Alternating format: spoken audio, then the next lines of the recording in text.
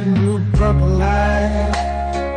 Friends, red, blue, purple light. Friends, facts, red, blue, purple light. Friends, red and blue, purple light. Friends, facts, you can get to know the ledger, sacrilegious Sunday to melanin Monday. You can get to know the ledger, my love. Just open your third eye on Thursday. Lord, the food, the art, the clothes, the Vatican's getting exposed fast. We put the show on the road, you better stay on your toes. I was till the land, focused on the ego. Then I open my heart, let go of the ego. Grand after grand, we stacking up these C notes. Facts, facts, yeah, we gon' put this shit on our backs. Facts, facts, we in your city, pull up where we at. Facts, facts, peace, love and light. Peace, love to the family. Peace, love and light. To the family. Peace, love and light. To the family. These days and time, black man, is going to be the time that you have been waiting for. You came here for a reason. Whatever pressure, whatever adversity, whatever the fuck you feel, I don't know what you feel, but whatever you may be feeling is going to push you and it's going to provoke you and it's either going to make you or break you, similar to how pressure busts pipes or the shit makes diamonds.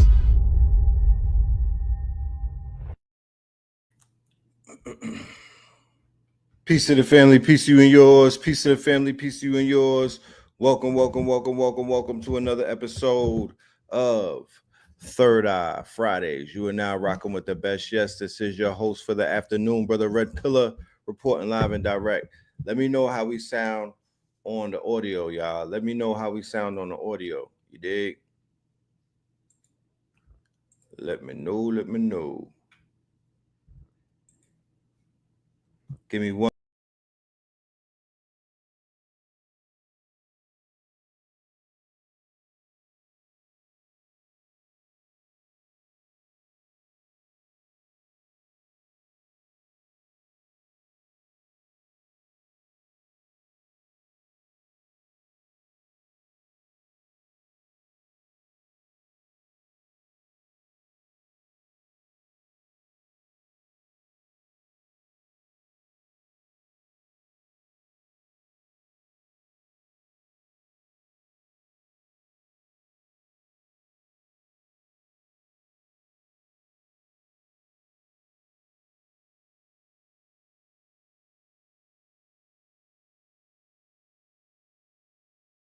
All right, guys. Can you hear me? Can you see me? We had a little bit of technical difficulty, but we good.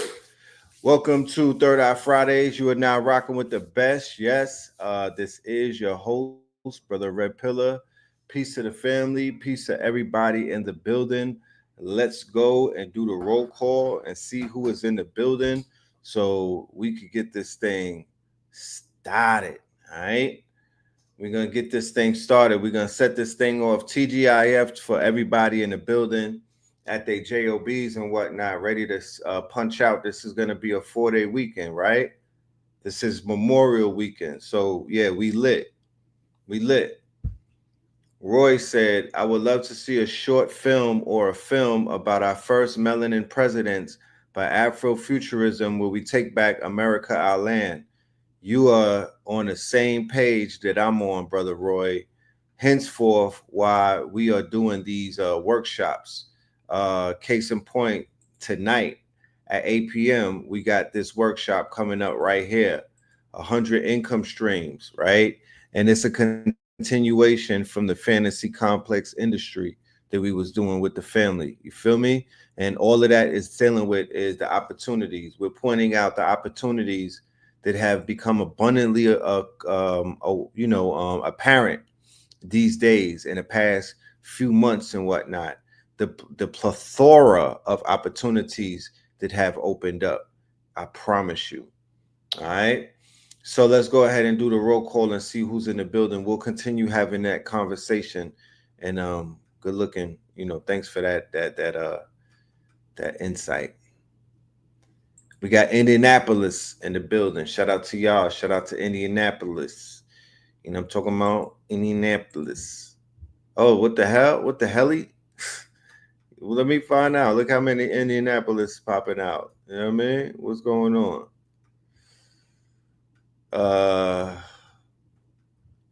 Bowie, Maryland. All right. Nashville, Tennessee. Portland, Oregon. Memphis, Phoenix. Maryland, AZ, Jamaica, San Antonio. New Jersey Drive, the BX. We got PG County. We got Mount Vernon. Portland. San Jose. New Bedford. All right. Tulsa, Oklahoma. Charlotte. Atlantis. Tunis, which is really Tennessee. Strong Island. Spartansburg. New Orleans. West Palm Beach. Las Vegas. Shout out to everybody in the building pulling up. You dig? New Orleans. New Orleans. Las Vegas. South Jersey. Vancouver. Charlotte in the building. All right. Charlotte in the building. We got PA in the building. We got Cleveland in the building. Cleveland Dairy. I was looking at Streamer University and I see that they in Cleveland. I believe they in Akron or whatnot.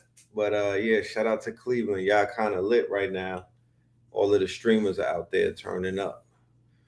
Brooklyn, Flatbush. PG, Maryland. Columbus, Ohio. Then we got Cleveland, Ohio. All right. Yeah, shout out to all of y'all. Before we begin, words from our sponsors, y'all. 6/28. That is the 28th of June, ladies and gentlemen. The 28th of June. We are going to be gathering in Stone Mountain. This is going to be a family affair. This is going to be a free affair. The only payment that you are required to have is for the parking lot. And I believe that's $20. This is going to be a gathering of the mass. This is going to be the all-star game of consciousness. Everybody's going to be there. Too many names for me to even say at the moment. It's just everybody.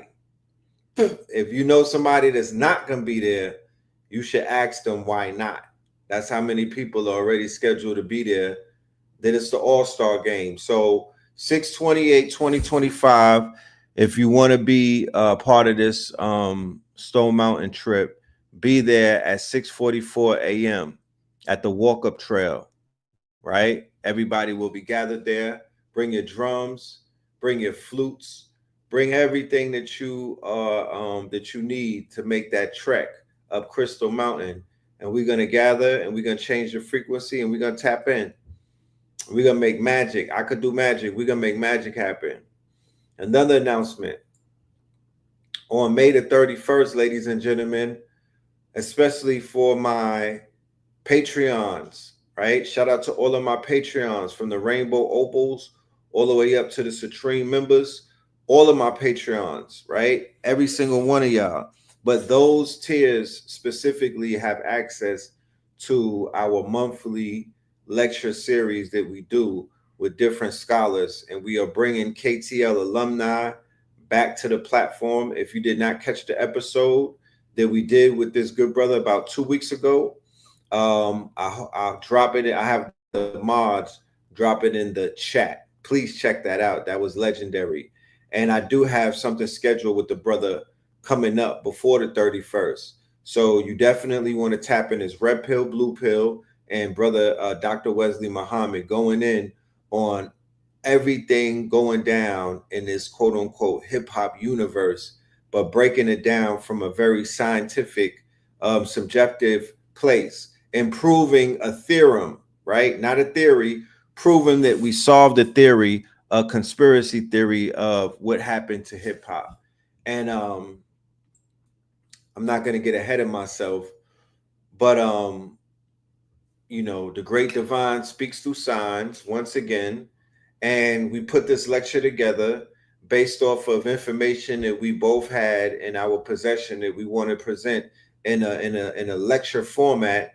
And then the Diddy trial started. We put it together before the Diddy trial.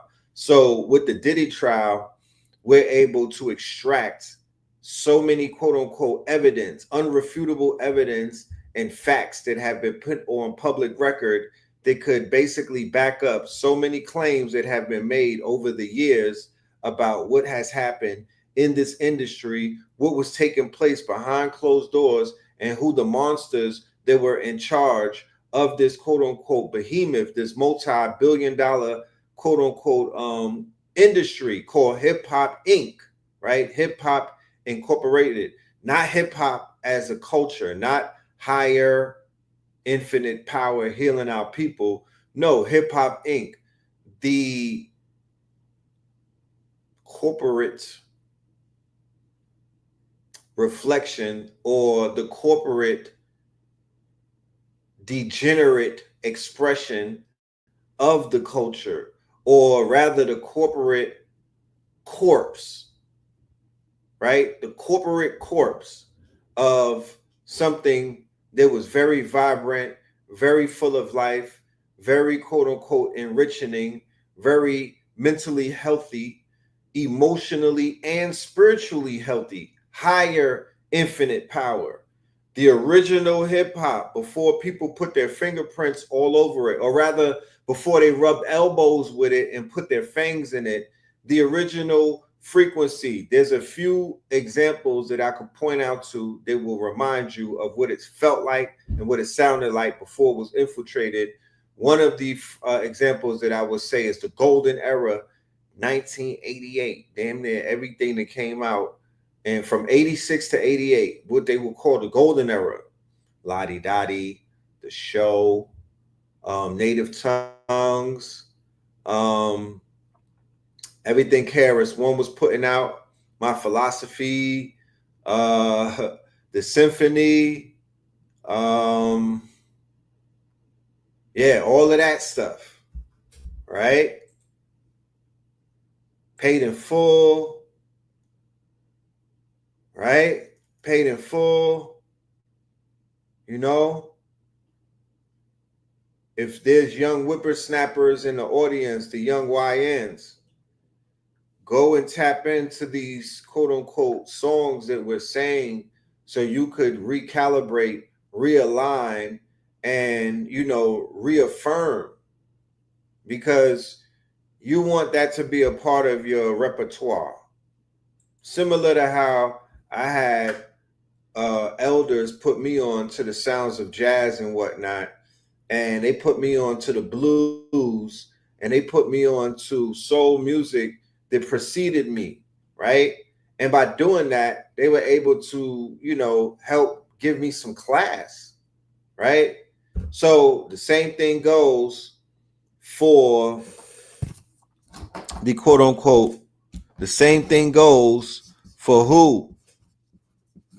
For the younger generation, and the fact that y'all miss out on the golden era of hip hop that was extremely instrumental to what?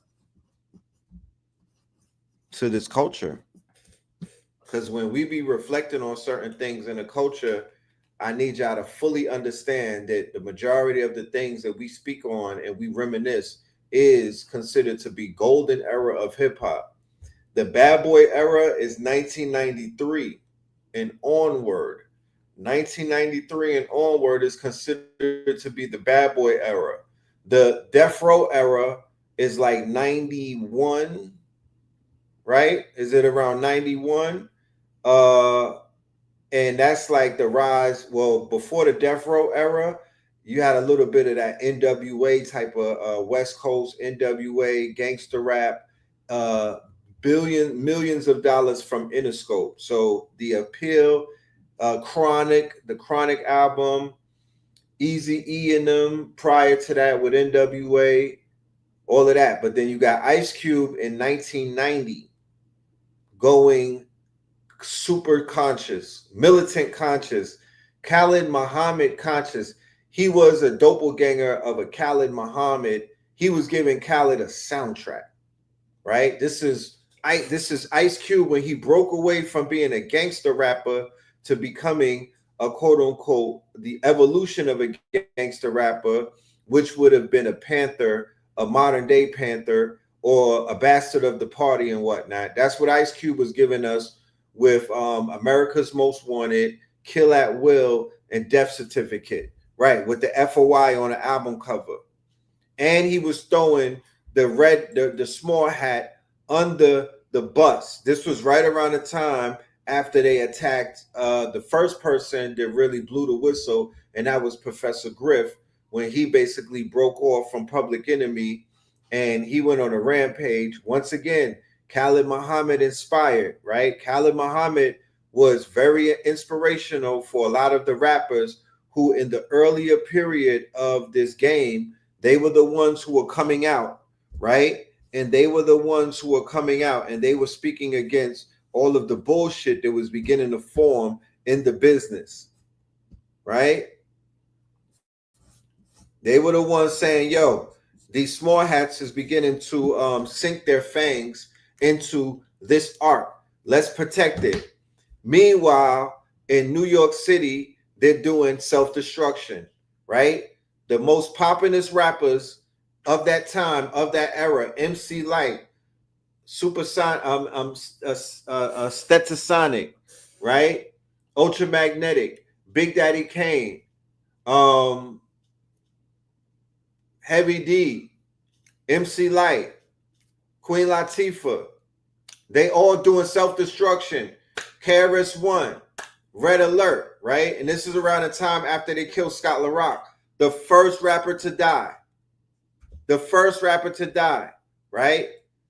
Dougie Fresh, him and Slick Rick had one of the longest running songs that was at the top, and that was the Show and Lottie Dottie. I think they dropped it as a 2-for-1. Lottie Dottie and the Show, right? It changed a lot of crew. The Juice Crew was Big Daddy Kane and them crew, right? The Juice Crew was golden era hip hop. Anything from Juice Crew, I would put that on a playlist, and I would reintroduce myself to it. Because if y'all was, even if you heard it, it's more of a quote unquote restart than if you didn't hear it. If you grew up listening to it, go back and listen to it, because it's going to quote unquote, remember, we're on a new timeline. And 2025 is 1985 all over again, right? That's why you see all of these reports popping out about all of the shit that they did in 85, the Stargate, everything that they were doing. When they had the person doing the remote viewing, that was in the 80s. Everything that the CIA is releasing was research from the 80s, because we're on a 40-year cycle where we're tapping into that timeline. Activate certain memories, activate that powerful childhood, quote unquote, frequency. Self-destruction, I believe, is Marley Marl. I could be wrong and whatnot. Slick Rick was the illest rapper of that era before he caught a murder charge or an attempted murder, because somebody, I believe his family member, tried to set him up. Okay, Slick Rick and LL Cool J are Capricorns. Same birthday. Interesting. Slick Rick put me on to the women of the night, right? Treat her like a prostitute, right? Treat her like a prostitute, right? Um, yes, the West Coast did come together and they did have their versions of self-destruction. You have to pay homage and give credit where credit is due. The West Coast was doing that. They had the One Blood. They had a slew of united, quote unquote, unity anthems and whatnot that they were repping on the West Coast. I remember that. So shout out to them, right? This was the era before the people came in and mess things up. This is before they put the guard dog or the guard, the boule that is translated to what? The guardians and whatnot. Who is a guardian? The same thing as a guardian is a gatekeeper. Dougie Fresh was registered to the NOI. His father wears a fez and whatnot. His father is a high ranking Moor. Dougie Fresh has knowledge of self, right? These rappers back in the days, regardless of what they rapped about, they had knowledge of self. So imagine a day and a time where the top rappers, the same way that they have these top drill rappers or these top quote unquote trap rappers of today, imagine 85% of them were 5%ers, right? Imagine the frequency that you would be waiting to hear when you bought the album or when you listened to the single that was dropping or when you were anticipating a posse cut or when you were looking at Video Music Box waiting for them to put a video out. You knew you was about to get fed a 3-layered cake.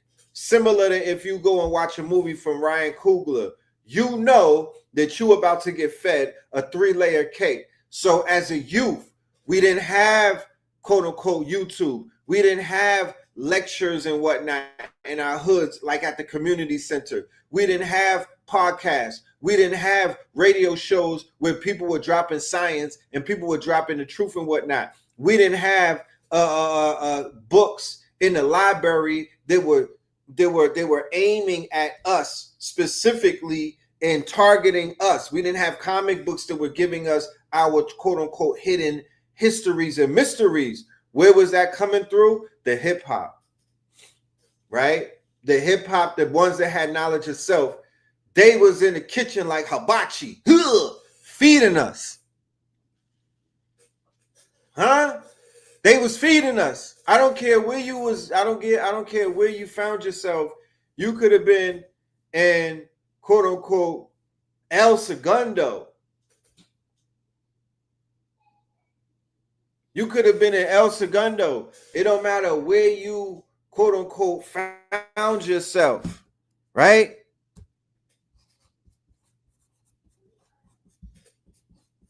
It don't care where you found yourself. You was getting downloads. You was watching quote unquote X Clan pop out with the onks and whatnot. And they was looking like they was about that business, right? Because keep in mind, Sonny Carson, right? Sonny Carson, The Miseducation of Sonny Carson, which is a movie, which is basically about Sonny Carson, who is a real life person. Okay, he is a real life leader in his community and whatnot. When you look at Ross Baraka and when you look at all of the Barakas that are in Jersey and whatnot, that's a whole movement. That's a whole movement. Hold on a minute, y'all.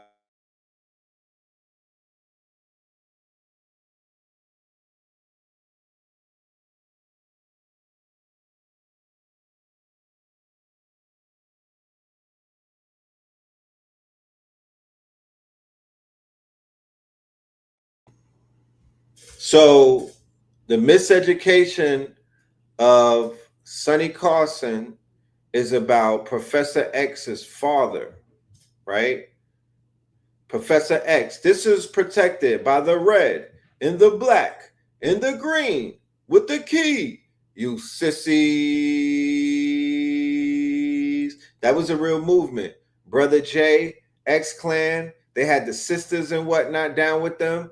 These are the precursors to the Dead Presidents and things of that nature. But it was a real movement. It was a real movement, right? It was a real movement. Okay? So we were being fed through the optics of our hip. That's why when people would be like, damn, Red and them be talking about hip hop and y'all taking it from the perspective of Spot 'em Got 'em or something. Or y'all looking at it from the perspective of Bow Wow. Or y'all looking at it from the perspective of Little Nas X. I'm looking at it from the perspective of Nas. I'm looking at it from the perspective of an era that you probably never even witnessed. You probably never even experienced. I'm mostly giving nostalgia. I'm literally less talking about these days than I am speaking about a time that is of quote unquote.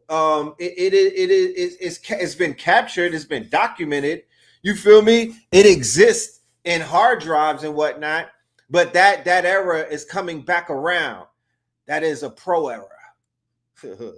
We'll get into it. That era is coming back around because all things come back around. Time is centrifugal. Time goes in circles and cycles and whatnot. So when we experience the golden era, that's just quote unquote promise that we will experience another golden era. Okay? So if you pay attention and read the room and whatnot, you might say to yourself that, God damn it, it does look like we're headed in that direction of the Great Reset. Why? Because the artists of today are beginning to teach their listeners, fans, their followers, their quote unquote, their contingency, their community. They're beginning to drop gems on them like gems was dropped on us in the 80s. I might be a person right now that's teaching some of the teachers that taught me, right? I have brothers like Pete Rock following me. I got a lot of rappers who are considered to be legacy artists that follow either me, they follow Blue Pill, they follow KT, right? They familiar with the teachings of Dr. Sebi, right? So that's part of the tree that I come from and whatnot. You feel me? They've been influenced by some of the teachers of Dr. Sebi, especially when they seen some of their contemporaries dying or expiring, right, for treatable ailments, treatable, quote unquote, diseases. So they might have tapped into a Mama Pill. I know Mama Pill been healing people and bringing them from the brinks of quote unquote death, right? She's been pulling people out of hospice ever since she's been getting busy, ever since she was an apprentice to Dr. Sebi. Real talk.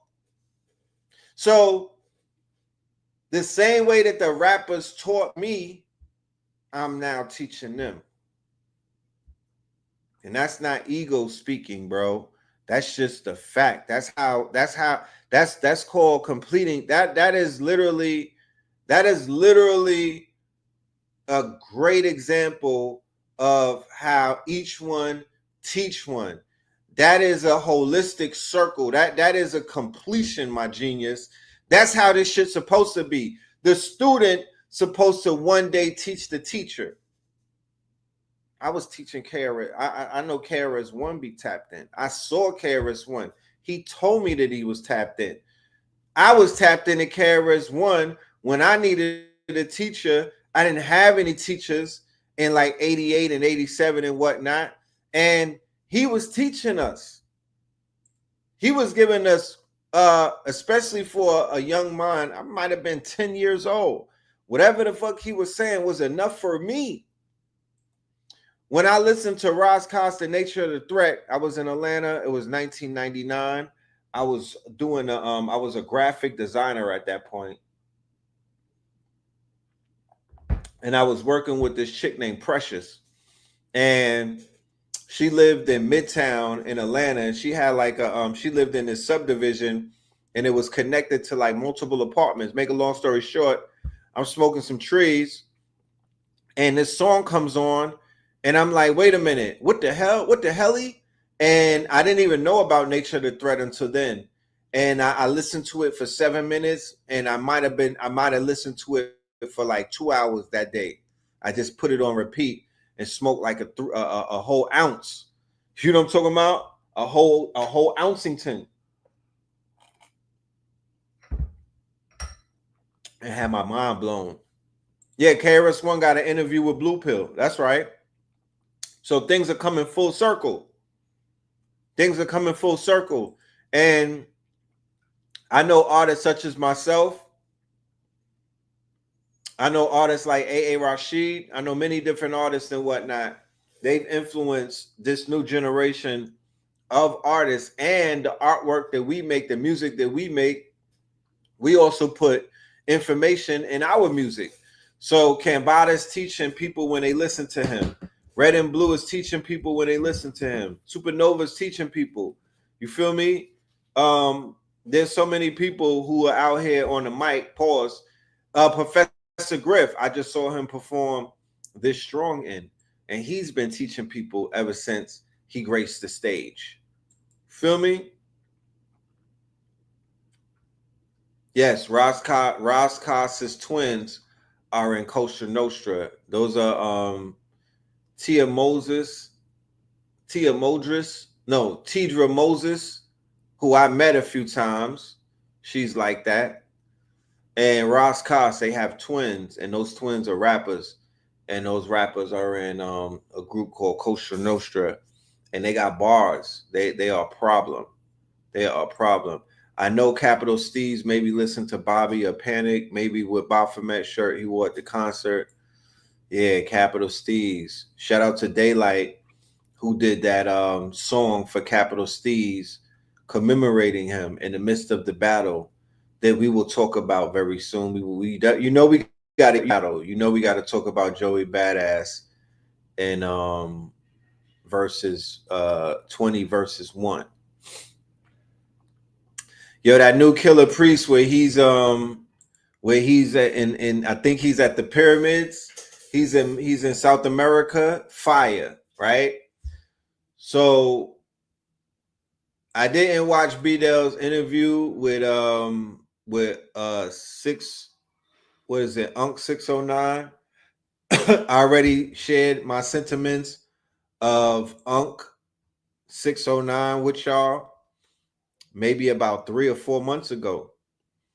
Once again, when it comes to Unc 609, people would be like, oh, he's a character. And I would say, once again, yeah, that is exactly what he's supposed to be. Feel me? People are trying to say, is that a real person or is that a character? Of course that's a character. Okay. Of course that's a character. One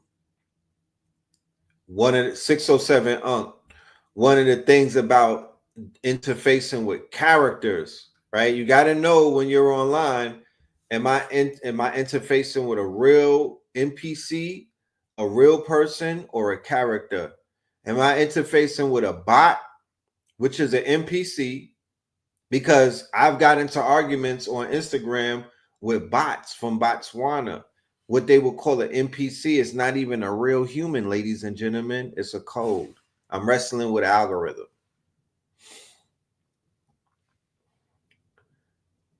That has happened before.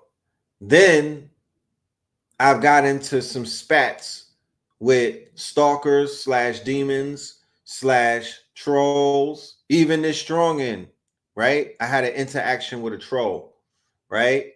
With a golem in a sense, right? With a character, right? With somebody who breaks character and lets me know that they playing a fucking game and they're in character, right? But coming out of 125th Street, being on the forefront of 125th Street, House of Consciousness during that era, right? I was very familiar with how people go into character the minute the camera goes off. I mean, the minute the camera comes on, I was familiar with how people immediately snap into character, and the camera is a motherfucker. Oh, Lord. The camera will have a nigga turn into Clark Gable. You know what I'm talking about? Some of these niggas are made. These niggas are They should be on a America's Idol. They made for the camera because they will snap right into camera. These are characters, and I've said it before.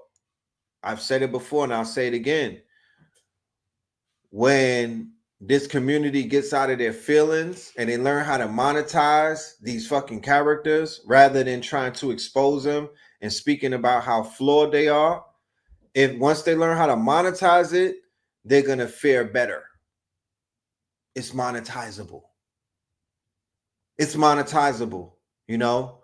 I would rather monetize it than try to sit around and try to figure out the fuckery and you know and the fuck nigga or you know the fuck niggaology behind it and the bitch assness and all of that. I'm kind of good on that.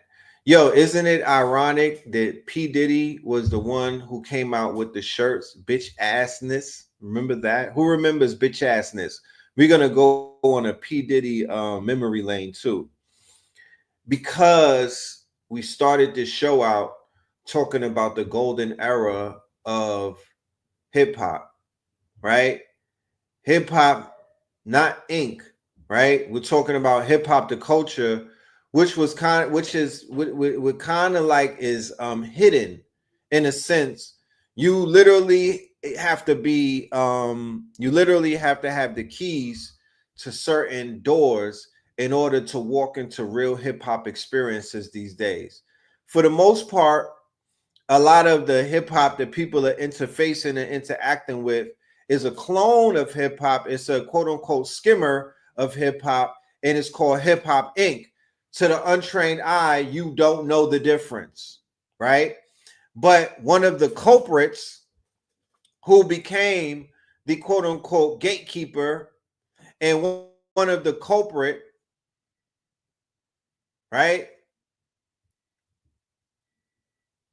One of the culprits that he was one of the culprits and one of the gatekeepers and one of the guard dogs and one of the quote unquote remix, one of the head vampires of this modern day generation who undeniably had the most influence on this culture, the ink part of it, not the culture, not the golden era part of it. When I mention names like Harris One, when I mention names like Eric B. and Rakim, when I mention names like Marley Marl, no, I'm talking about Hip Hop Incorporation, Sean Combs, aka P. Diddy, aka Frank Black. We're gonna talk about that. His aka is Frank Black, right? AKA Brother Love, right? AKA Brother Love. Okay? His name is Frankie, y'all. Now, today's episode might be called Freak or Frankie. I'm trying to figure out a title for it. It might be called Freak Off Frankie. I don't know. But we're gonna do an extreme deep dive in a few days on the 31st in a lecture that we do with our good brother Wesley Muhammad, right? Freak or Frankie with the Rico, right? And this is the lecture that we're going to be doing coming up, right? This is where because I don't want this channel to get penalized for speaking on things that this algorithm has been trained to quote unquote spot them and got them. If you understand what that means, spot them and got them, right? So they train the algorithm to pick up on certain keywords and whatnot, and it will spot them and got them, right? So we want to be very mindful of that. and we there's certain things that I want to say that I'm almost restricted from saying because of the severity of what it is that we are examining. We are not looking at this from the surface level, ladies and gentlemen. Shout out to Tisa Tills. Shout out to everybody that's reporting quote unquote case day by day. They are touching the quote unquote surface of the trial, and they're doing a good job on reporting what is being said on this closed trial. Remember, they're not letting cameras in.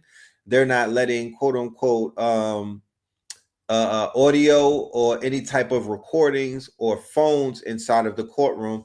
All they have is the stenographers and some very bad sketch people, right? Who are horrible, who give so much. I mean, when you look at the sketch people at the Diddy trial, I need AI in there. I'm just gonna keep it a buck. I need AI. I need Midjourney to cover the Diddy trial. Okay. I need Midjourney to cover the Diddy trial because I can't get a hold on what this nigga really looks like. I don't know who's in that courtroom. I don't know what he looks like. I need a better sketch, right? How much damage has Diddy have in our community? He was on a world tour for 20 damn years. Listen, family, we have to have this conversation. I don't think people understand what is being exposed. I don't understand. I don't think people understand how much is being exposed about why this culture is in the state that it is in. You don't have to look any further. You don't. You do not.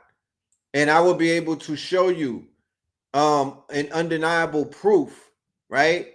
And it has nothing to do if Cassie was down with it, which I'll go on record to say, you know what?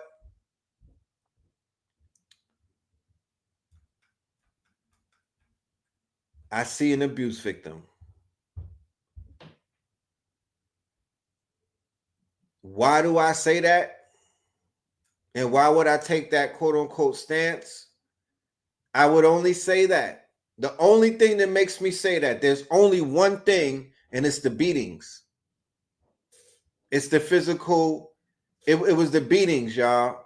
If there wasn't no beatings, if it wasn't no pounder, if it wasn't the pound out shit, if it wasn't the trauma through beating, through physical quote unquote attacks, then we would have a tangible argument. Because of the beatings, you can't have that argument, bro. Fam had a on 90s kingpin, not like all right. I don't want to get too ahead of myself, right? The behavior, and I said it before when we talk about the proclivities and the quote unquote the proclivities and some of the perversions of a Diddy.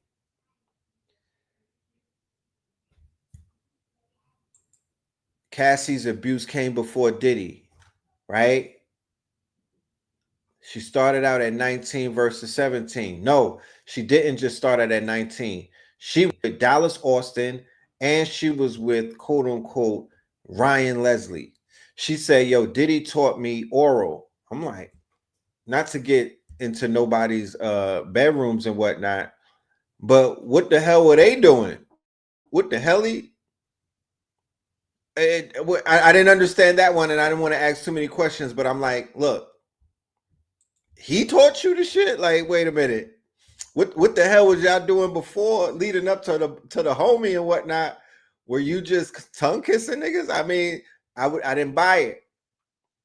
But at the end of the day, it just goes to show you that these 17-year-old stars, these 18-year-old stars, these 19-year-old and these 13-year-olds that sing real good and have star quality, yeah, they don't need to be around these quote unquote sadomasochist predators and sexual deviants who don't have any control of their lower self and will entice your parents to sell the child to the artist. Because that's what's taking place too. These parents are handing over their daughters to these artists. Like, yo, you mold them in any ways possible and turn them into the best versions of themselves. And then the quote unquote perverted star be like, I got you, mama. We're going to leave her with the woman assistant. But the woman assistant is the quote unquote, she's the madam. The woman assistants who's all like the lady, they say there's a lady named KK, right? Capricorn, the lady named Capricorn in P. Diddy's entourage, right? And they was mentioning names of people that I know this week, like Ruben, right? Which is one of my peoples. Yep. They brought Ruben's name up. Ruben is from Junior Mafia, and Ruben is, I know Ruben personally. Ruben is from Brooklyn. Ruben is a young nigga who became Puffy Security and whatnot. And they throwing his name around like he was just standing there letting shit happen. And you know, one of the things that I realized being from New York and just being in the streets and being a part of the underworld, you know, Diddy is moving like one of those 90 kingpins. Like that, if I could say what's the archetype of how Diddy, because they like, oh, Diddy's a monster. Diddy is crazy. I'm like, Diddy is moving like one of those Alpo archetypes, right? That's how they used to move. Like they were very violent towards women. They would beat the shit out of their women. They had all of the you know, they had all of the mod, they would be with the models and whatnot. Like back in the days, like this is a pattern. Let's go through it, right? Let's go through the pattern, y'all. So back in like Cotton Club days, you had like the Josephine Bakers, and they would roll with the mafia dudes. The mafia dudes, right, were the killers, right? They were the killers. They were the ones who lived the quote unquote, you know, they would live the fast life. They are the proverbial Beauty and the Beast, right? They are the proverbial Beauty and the Beast, right? They say opposites attract, right? And you know, like there's the movie Cotton Club with Dutch Schultz, and they had the mobster, right, who was fucking with the dancer, right? And then he had the other dude look after her on some Mrs. Big type shit, and then they kind of had an affair and everything. Like these are some of the things. So mobsters and these street, like you know how they've popularized in hip hop culture the killers. Like everybody wants to be with a killer, right? Like, yo, I want a killer, right? Yeah, the movie with Gregory Hines, right? And Richard Gere. That was my shit. Where they killed Dutch Schultz when he was in the bathroom and whatnot. They clapped him down, right? And that was a very good depiction of, you know, just this quote unquote, you know, it's literally like an archetype. It's literally like an archetype. It's been in the culture for eons. Carlito's Way. You feel me? They showed it in Casino with Ginger. For everybody talking about gingers are black. The only ginger I acknowledge is Ginger from Casino. I don't know about no other fucking ginger, and maybe Gilligan's Island, but I don't know about nothing else. Yeah, Hoodlum. That's the movie, right? Wasn't it Hoodlum? Right? Hoodlum. With Queenie and Lawrence Fishburne, right? Lawrence Fishburne. Okay, so Diddy is literally he's more Nino Brown than anything. But let me just share something with y'all who might not be familiar, because remember, we're talking about the golden era of hip hop. That's the same era of the crack kingpins. The same crack kingpins that you see in Raising Canaan that they have Joey Badass depicting. Those crack kingpins, right? Of the 80s and the early 90s who had proclivities. They were very violent, right? And they were into some weird shit and they beat their women, right? They would go upside their women's head like the woman was one of them. The Jamaicans were known to do it, right? The Jamaicans were known to go upside their women's head. The Spanish niggas known to go upside their women's heads and beat them to the point where they were like, nah, they like that shit. The Big Willies, right? Not all of them, but they had this thing where they would put their hands and feet on women back in those days. And it came out of that pimp culture.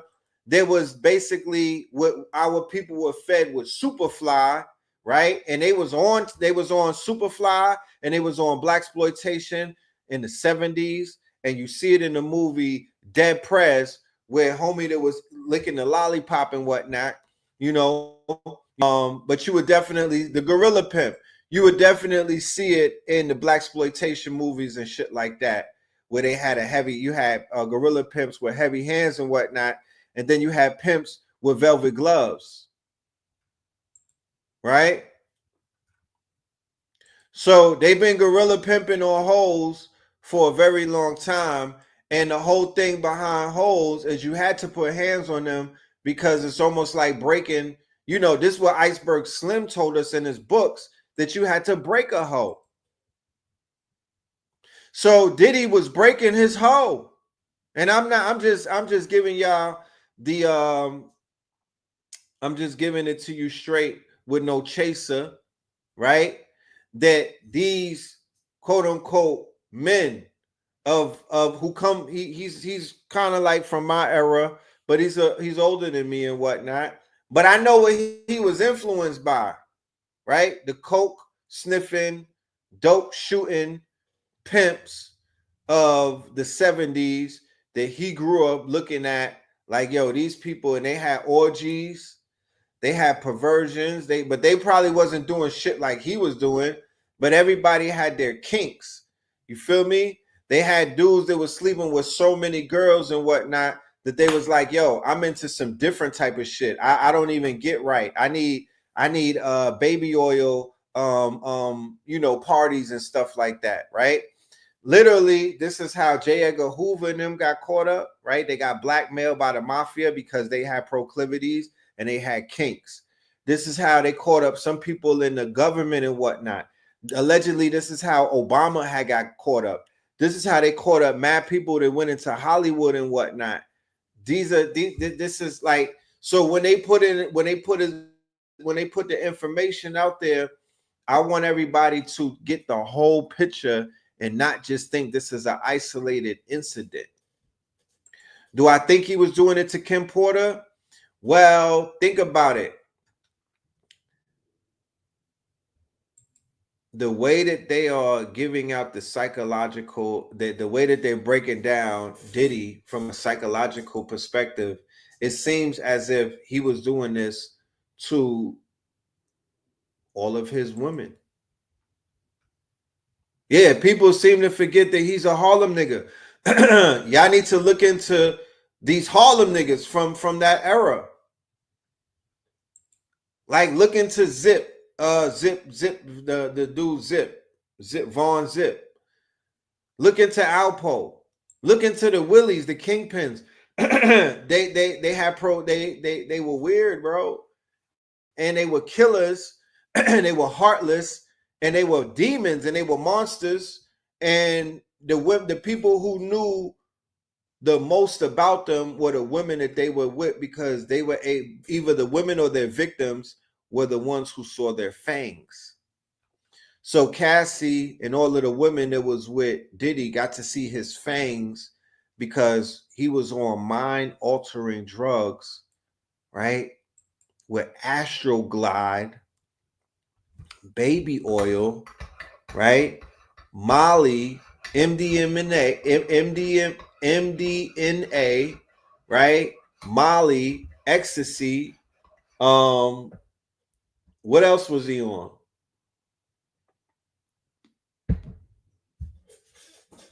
Opiates, right? He had pills that was shaped as Obama. He had pills that was shaped as Obama, right? He was on that ketamine. Everything that you hear in the music right now. This is the shit that Playboy Cardi is pushing right now, right? Is it a coincidence? Is it a coincidence? Cardi, this is what Cardi is pushing to the younger generation. So while the younger generation is like, ooh, no Diddy, and they're judging and whatnot, their main, Cardi has a song called Ketamine. He has a song called Cocaine Nose, right? He's talking about literally the same thing that Diddy might be talking about. He's wild feminine, wearing nail polish and whatnot. And you would. I'm surprised that you're surprised if you were to ever to find out that he was doing some real dark tetrad, psychopathic type shit behind closed doors with women that he was subjecting to BDSM and domination, because this is about domination. AZ was a woman beater too.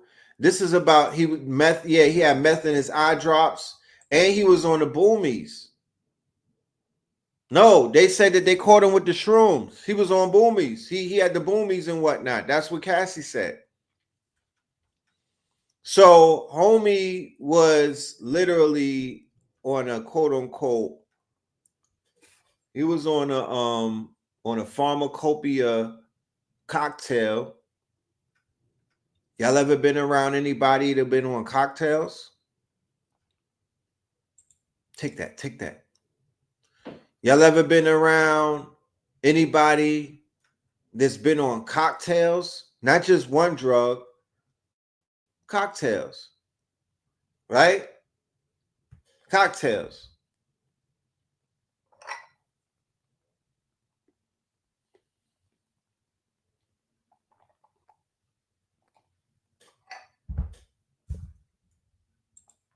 I got a crazy story about the time I met Vaughn Zip. Yeah, I lived around the corner from that spot that Vaughn Zip had as a club back in the days. I lived 2 blocks away from his club. Vaughn Zip was a very dark individual. Vaughn Zip was a very dark individual. You understand? These gangsters from New York, these old school gangsters that's doing like life right now, and some of them is doing life and shit, and these niggas is different, bro. They are very dark. They have a lot of fucking skeletons. And you're getting to and it seems like Diddy is the final boss in certain ways. And under the threat of, under subpoenas and whatnot, people are now being forced to kind of paint a picture of his private life. Remember, what does the Fed say? What does the CIA? What's the thing about the CIA? The CIA, Central Intelligence, they want to know about your private life, not your public life. They want to know about your private life and your secret life, because that's where the secrets lie. That's where the bodies are buried. That's where the secrets lie. That's the most interesting part. So this trial is bringing people into Sean Combs' secret life, right? And Sean Combs is a polarizing figure, but he is a quote unquote instrumental figure. He's a main character in this quote unquote film that we're all in, called Hip Hop Inc. or Shit Hop, right? He created a whole era, and to be honest with you, that era is still going on to this day.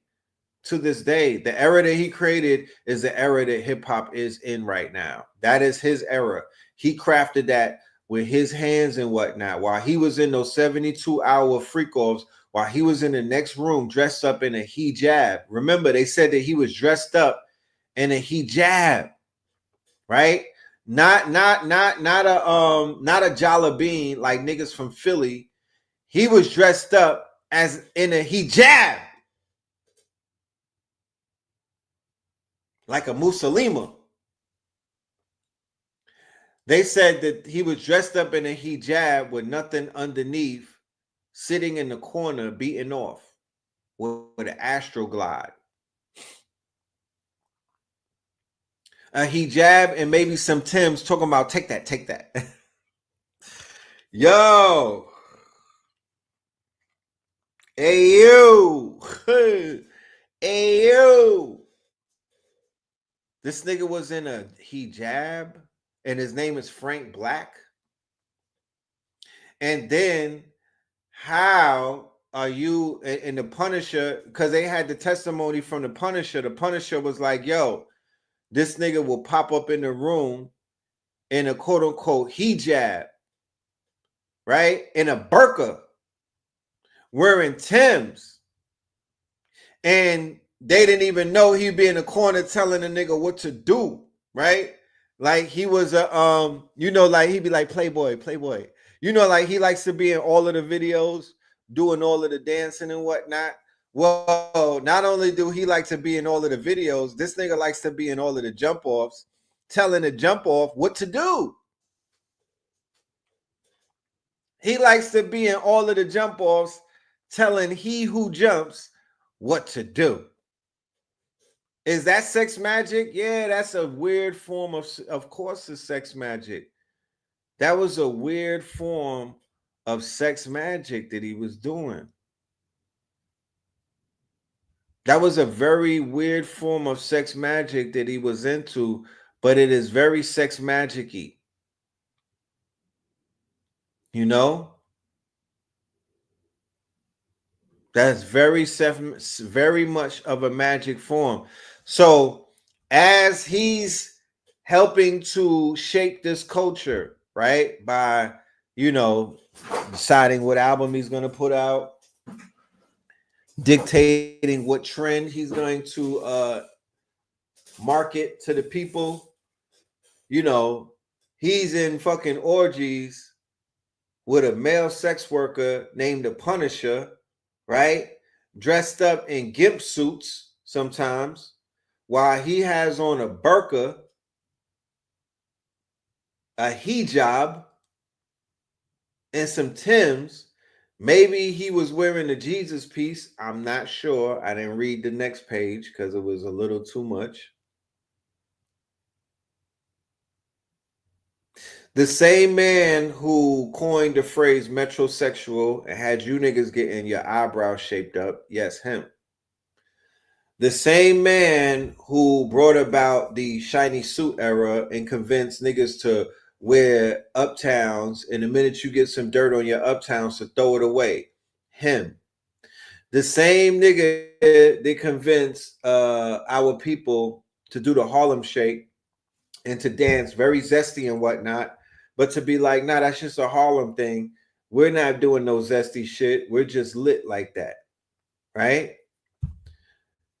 This one, right? This is the same person. And we wonder why the quote unquote hip hop Inc. is in the state that it is in. We wonder why the culture has been sold off to Spotify and to the highest bidders and to shareholders of megla corporations and whatnot. We wonder why. You understand? This culture, it was compromised, y'all. It was compromised to the highest degree. Remember, there's 8 weeks of this trial. I'm just giving you a update as to some of the things that have been revealed. There's 8 weeks of just this trial. This is just one trial. Actually, the Abercrombie and Fitch CEO is on trial at the same time. But are they making that a soap opera? They are not. Are they broadcasting that? They are not. Is Tisa Tells covering that? She is not. I wonder why. I wonder why.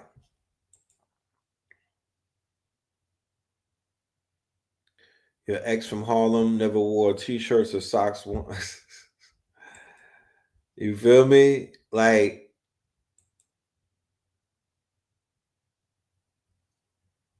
Red, if Diddy was sex disciplined but still had the bad boy era and wasn't zesty, would it be different? I don't really know what you mean by that question, but just assume that the gatekeeper, right? Imagine P. Diddy, who was a promoter, right? Look at it like this.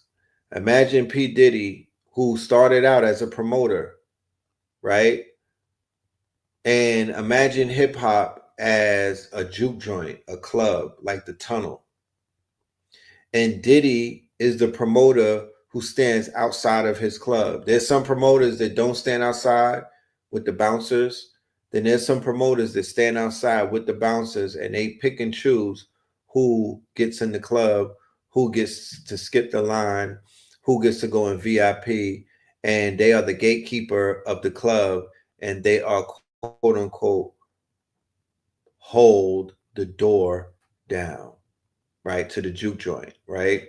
So in the movie Sinners, it was all about not letting certain people into the club, because once you let them into the club, they are going to affect everybody in the club, because these are vampires and parasites of the highest order, right?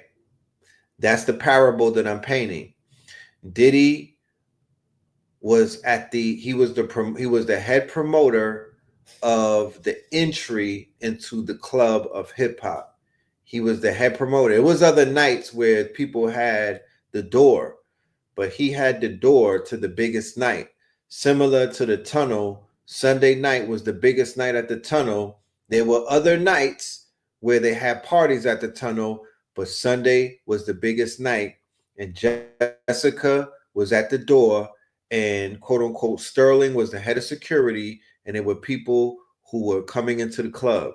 P. Diddy owned the club called Hip Hop, the discotheque era, when hip hop became club based and club centered. It wasn't that before that. They had clubs, they had discotheques, they had parties, they had venues, but it wasn't based on that, right? Bad Boy made music based off of a club life, based off of going out 7 days a week, based off of the club era. That's what they brought to the game. It wasn't a club era before that. People went out one day out of the week, maybe a Saturday, maybe a Friday or whatever, maybe a Wednesday. But the Bad Boy era and the Tunnel era, and that era from 93 and on, that shit made clubbing every night. And then Jay-Z and them came along, and different crews came along, Cash Money and them came along, and the game changed forever, right? But P. Diddy is the beginning of the club era. Okay? He Christians the club era, because even during the era of like the golden era, I was too young to be in the club, first of all. And people was going out, they was partying, they was breakdancing, they was partying, but they was shaking a leg and whatnot, but it was known to be a sword fight and a sausage party, pause, meaning that it was always more men than women. And people were fighting in the club. They was wearing hoodies and Timbs in the club. They were robbing people in the club. The clubs were scary back in those days. What did the Tunnel era do? And what did the Bad Boy era do? And what did the party and bullshit era bring about? It brought about, and what did Little Kim bring? This is the Little Kim era. She brought the hoes out. You know what I'm saying? She's the one who made more women than men. It before was more men than women. Little Kim era that was ushered in by P. Diddy. Let's be clear. That's a Puffy thing. That's a Diddy. She's part of the Diddy flow chart.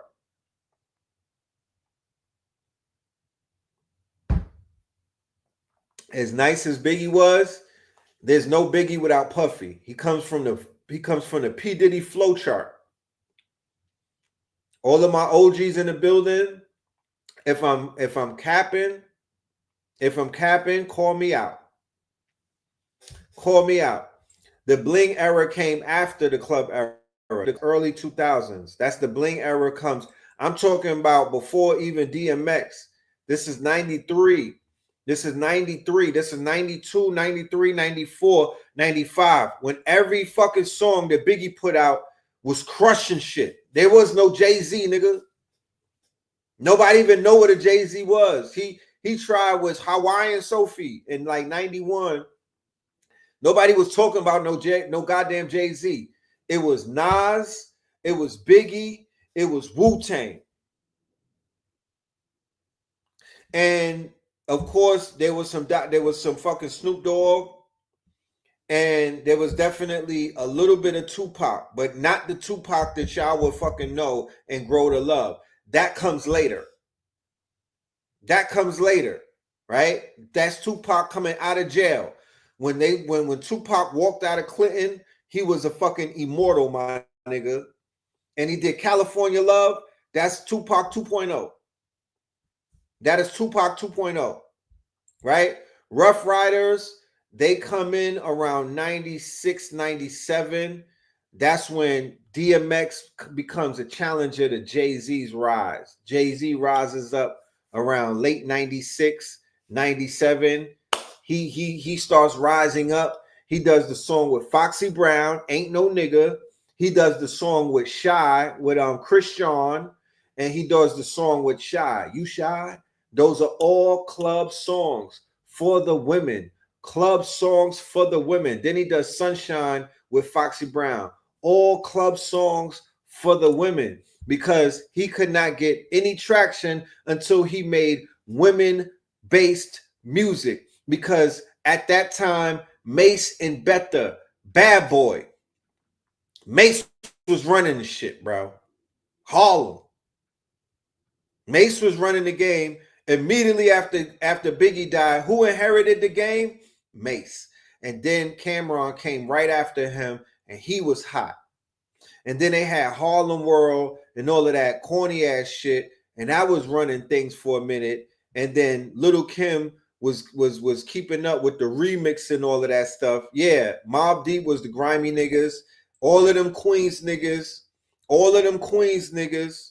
was running grimy. They was more Wu-Tang like. They was more fucking with like Ghostface and Raekwon. You had Mobb Deep. They hated the shiny shoot era. They hated all of it. They were the niggas that would rob you. They were wearing the Avirexes with the do-rags. That's the grimy era. That's Mobb Deep. That's Nature, Cormega, motherfucking when Nori was a thug, when Nori was really outside, CNN, Left Rack and all of that. That's all them Queens niggas. And then Stack Bundles and all of them come out of that.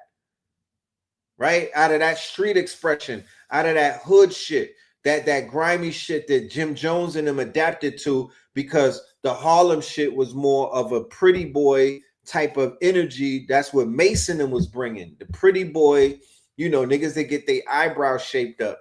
You feel me? That Harlem shit. We all about clothes. We all about getting fly. We all about what we wearing and everything. We all about what we driving. They following Rich and Poe type shit. They get to that bag. They get to that money. They do get to that bread though. You feel me?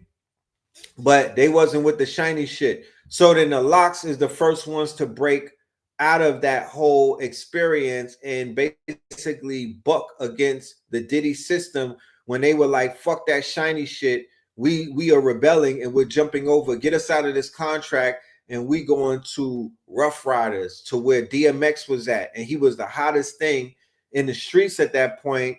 And he was not what they call aspirational rap. He was reality rap. He was reality rap, and he was grimy, and he was the antithesis to all of that quote unquote shiny shoot, the shiny suit era that Diddy and them was promoting, when they had niggas very metrosexual. Because what? Come to find out, he is a bisexual. He is a metrosexual. So he was fashioning these artists, and he was molding the images of these artists into his quote unquote image. The same way that Biggie was writing for Little Kim. Biggie is the pen behind Little Kim. Little Kim is a quote unquote Pinocchio to Biggie Smalls Geppetto. She is literally an expression of him. Without him saying, I have a feminine side, he was able to write through Little Kim. He was able to express his feminine through Little Kim. That's Biggie Smalls, Christopher Wallace. You feel me? The Maxwell metrosexual. No, the homo thug metrosexual. The homo thug. That's what Diddy represented. The gay niggas that wear Timbs and have shaped up eyebrows and wear ripped shirts and whatnot. That's what Diddy and them kind of helped to usher in. He allowed that shit to be inside of hip hop. Yeah, Papoose is Remy's pen. I thought we already knew that. Yes, and Jay-Z tried the shiny suit thing with Babyface on Sunshine, and he almost got canceled over that. He had to snap back and do Streets is Watching and go grimy because he was following the Diddy thing. Remember, he was on tour with Bad Boy. Remember when Jay-Z and them was on tour with Bad Boy and he got off the tour and was like, nah, we locking in. I'm not with that Diddy shit. I'm not with that Diddy shit. Right? So this is way before Gangstalicious. This is way before Thugalicious. This is way before Boondocks clowned him. This is literally like you're seeing art imitate life these days. Diddy also ushered in grown and sexy era after the throwback went away. Right. Well, Jay-Z was the one who said put on button-ups. And Diddy helped them with the grown and sexy, but that's attributed to Jay-Z with the song Change Clothes. How do I know? Because I was selling jerseys in Atlanta in 2003 and homie fucked up my whole inventory with that song. They didn't want to buy jerseys for $300 and $900 anymore, and that fucked up my bag, you know. Freddie P said that he was after our butts. Yes, because what I'm sharing with you, as you can see through the testimony of the women that he was with. Remember, you only got to hear from Cassie. You didn't get to hear from Gina. Kim Porter's not alive. You didn't get to hear from, they said Lauren London's supposed to get up there.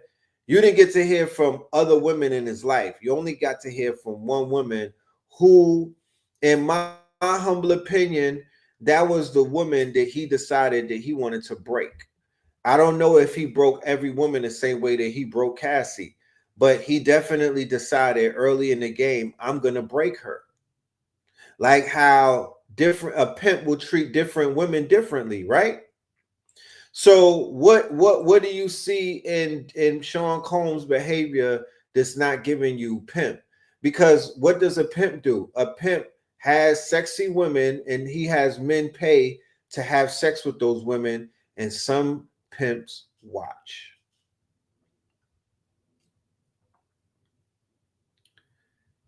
A pimp, because I witnessed this, right?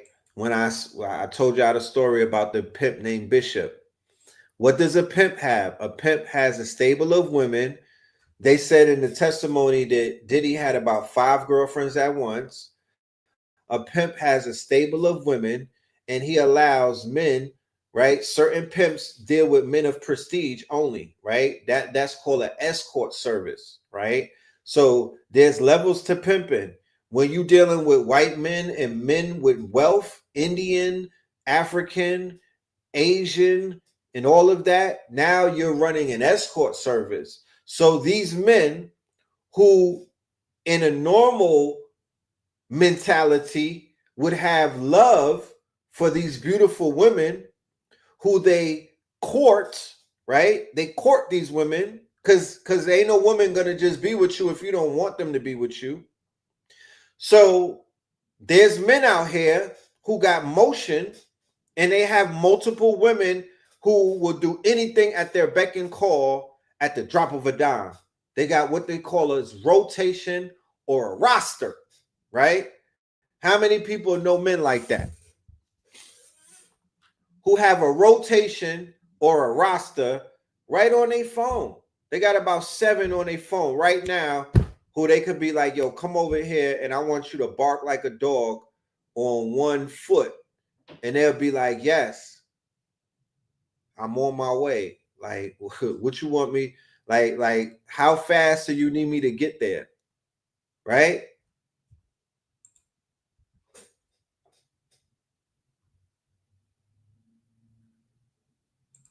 This is real life. This is not an isolated incident. This is not an isolated incident. And when you're talking about artists, rap artists who have motion, right? Or let's not talk about the streamers these days, right? The streamers on the Twitch and whatnot, they got more motion than the rappers. Let's not talk about the swipers and the scammers, the ones that Remy Ma's chasing behind now, right? They got motion. Let's not talk about the drug dealers from back in the days when all of us was in school and whatnot, and the drug dealers would come and pick up the girls that we had crushes on, right? And the girls that were being picked up by these drug dealers who sometimes were 10 years older than them, when you would look at them sitting in the passenger seat, putting on their seatbelt and whatnot, they would look like a deer in the headlights because inside of their little minds and whatnot, right? They were like, damn, out of all of the women in the world, this drug dealer is coming to pick me up in this $80,000, $90,000 car, and I'm a fucking 5th grader. You know? But we literally watched that shit for our whole life go down. You feel me? It wasn't no old women coming to pick the young niggas up like that. You know what I'm talking? It wasn't no cougars coming to pick niggas up in hatchbacks and fucking you know, in the family car to have fun with them after school. No, nigga. It was the drug dealers picking up shorties, little babies. You know? Little babies. So we know that people are influenced by both money and power and respect and motion. Niggas got motion these days. They could do girls like how Diddy did Cassie. Facts. They was doing that shit with Cassie in like 08. We in 2025 in the OnlyFans era. Imagine what regular girls are doing. Like I said, you got to be very careful with this trial because once again, this trial is being played out like a soap opera. It is going to create copycat culture. You already see the level of crazies that are outside of the fucking courthouse every day. It's not going to sway anybody to not do the activities. It's going to create copycat murderers, right? People are going to copycat the freak-offs. People are going to copycat the shit. There's shorties that are going to copycat the Cassie shit. They're going to copycat the baby oil. They're going to copycat the Astro Lube. They're going to copycat getting Punisher to punish their girl. You're dealing with a sick society. So all they did was open up a Pandora's box with this trial. That's really all they did. They just opened up a Pandora's box and they let young people, right? They let susceptible people globally. This is a global story, right? So now globally, people are getting the blueprints of quote unquote men in power, right? Men in power, because what the fuck is 50 Shades of Grey if it's not the Diddy trial? Please. Wait, Punisher fell in love with Cassie? Is that what happened? Is that what he said? Did the Punisher fall in love with Cassie?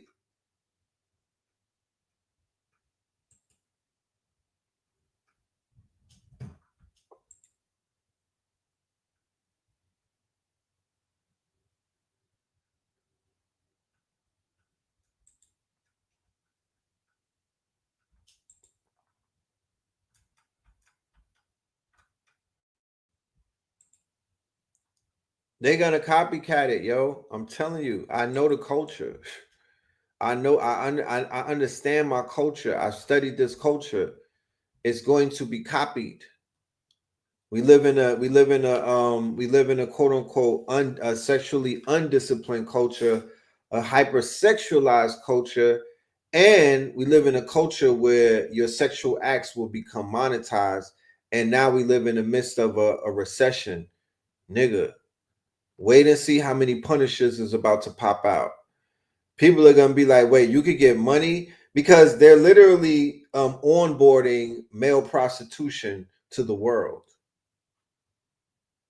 They're onboarding, they are normalizing male prostitution to the world with transcripts and with instructions. You could read the instructions on how to role play or how to get this shit kicked off.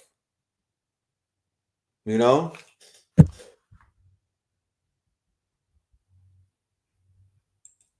The Punisher is so for the flyer of this episode that we're doing right now, I need somebody to go to Midjourney.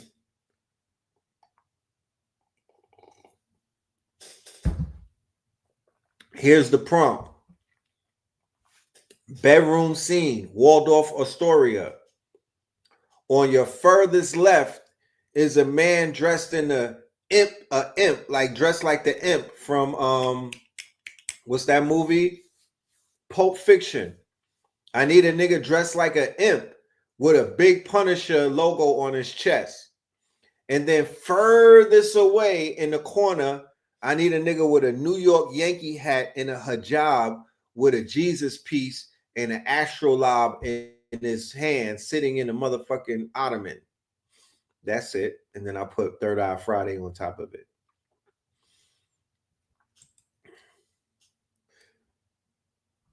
Yes, they were shouted. They shouted out all of the websites that you could find male prostitutes on. They're literally, it's a commercial for prostitution at the Diddy trial right now. Understand how social media works, y'all. Understand how social media works. I promise you. Understand how social media works. This is a commercial. This is a commercial for proclivities, perversions, and kinks. What do I think about Kai Cenat Streamer University? I think it's a genius idea. When will I have the other Malcolm X shirts out? They already out. They on the website. Yeah, I got shirts on Buy Me a Coffee inside of the stores too. You know.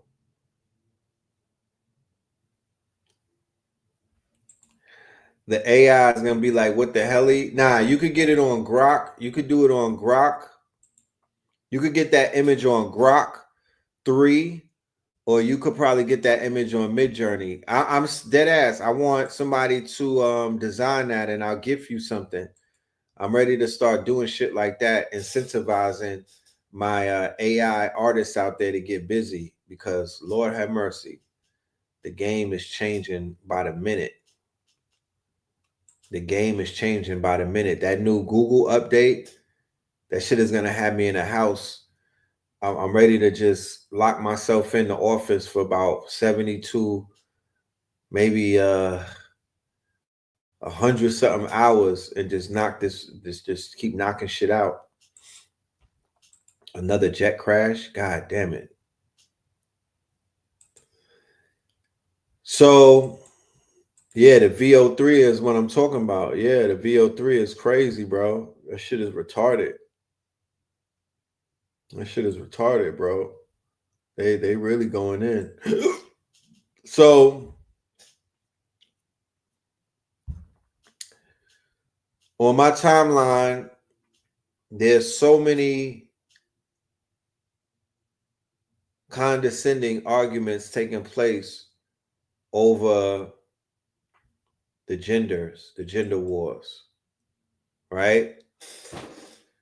There's the Remy Ma and Papoose situation going on, which is mad ugly. It's almost to the point where it's fugly. Remy Ma and Papoose, I gotta sit through that, right? Remember, Remy Ma and Papoose is the face of Black love for mad generations of melanated people, right? They were the poster childs of Black love. Come to find out, it was all kind of fuckery going on in that household. Then you got Tory Lane and Meg Thee Stallion, which is heating up something crazy.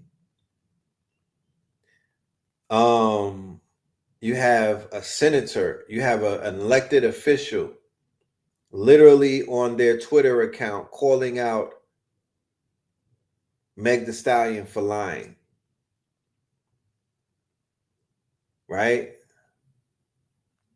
Calling out Meg Thee Stallion for falsifying reports and lying on the stand. Threatening to take legal action if Tory Lanez is not pardoned. And in the tweet, she at the governor, Gavin Newsom.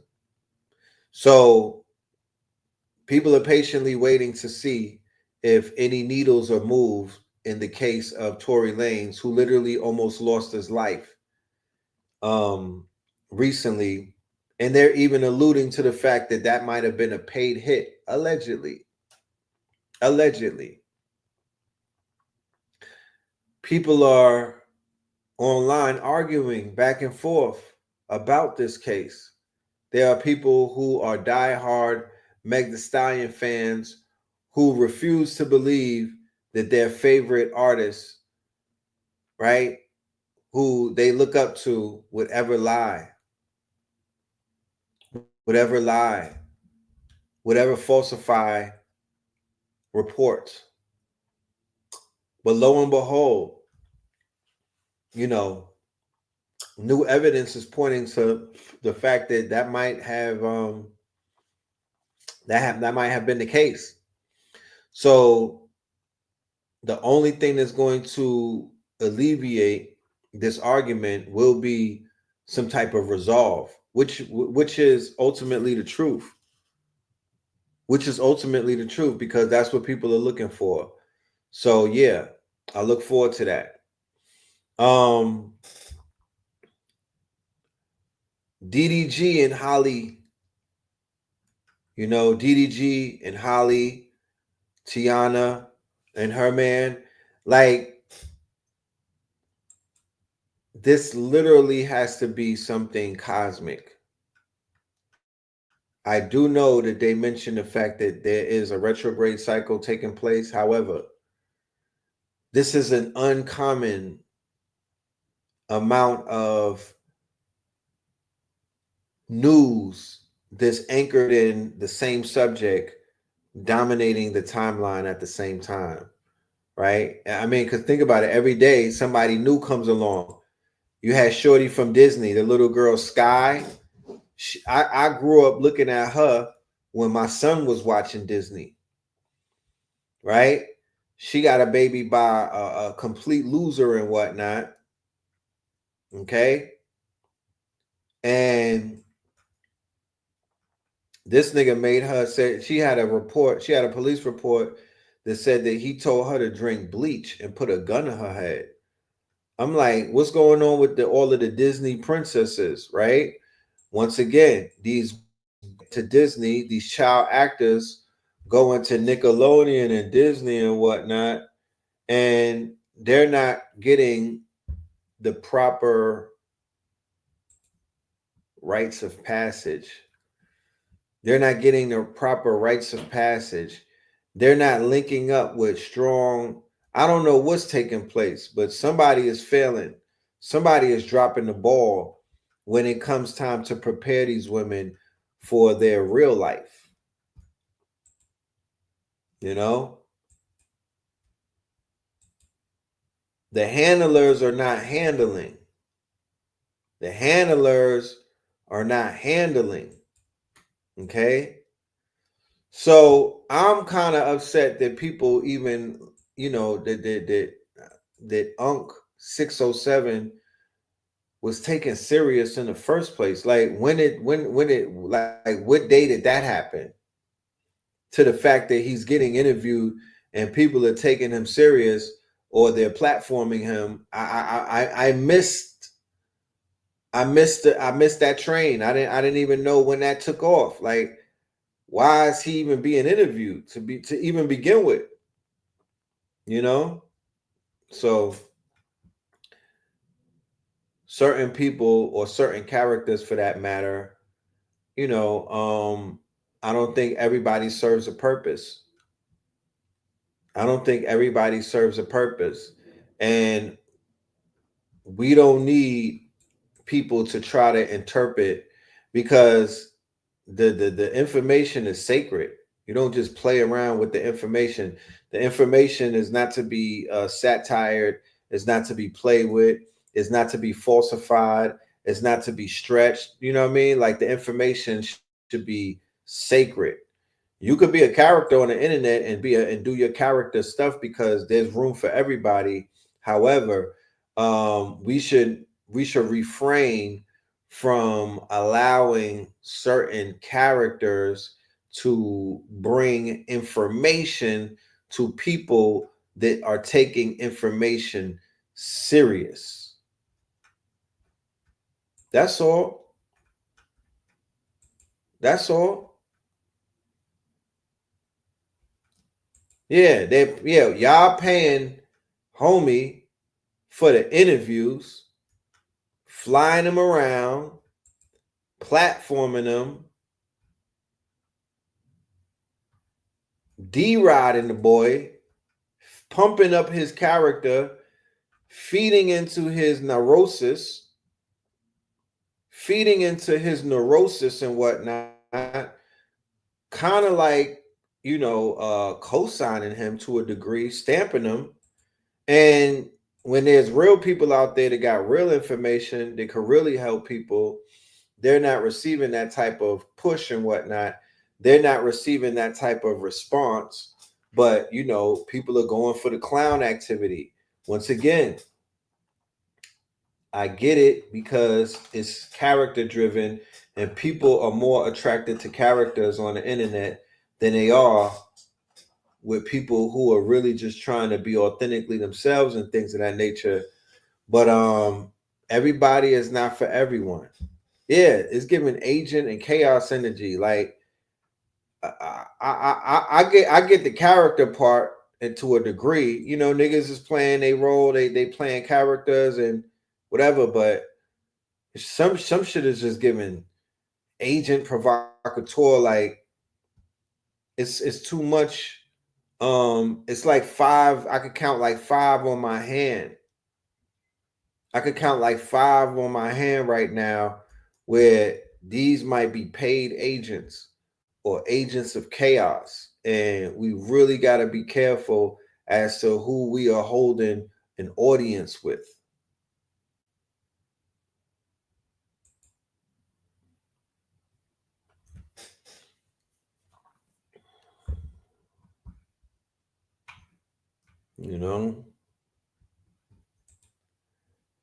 They see Unc as a bridge because a lot of the YNs could relate to someone like him. That's his pitch. It's all, we don't need that. Yeah, we good. We good. The YNs are getting the wrong information from him. The YNs are getting confused more so. The YNs are being fed falsehoods, masked as truths. So the YNs are just going to be parroting and repeating some weird shit. And to be honest with you, as much as I could say that Charleston White is a super character and things of that nature, some of his points and some of his logic and some of his rhetoric is more anchored to provable facts and truths or truthful opinions than others.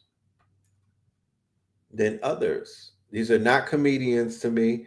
If they want to do comedy, you get on a comedic stage or you do skits, right? But they turn skits into podcast interviews, and the person that's being fooled is the ones in the audience that don't realize, my nigga, you're literally watching a skit. That's not real.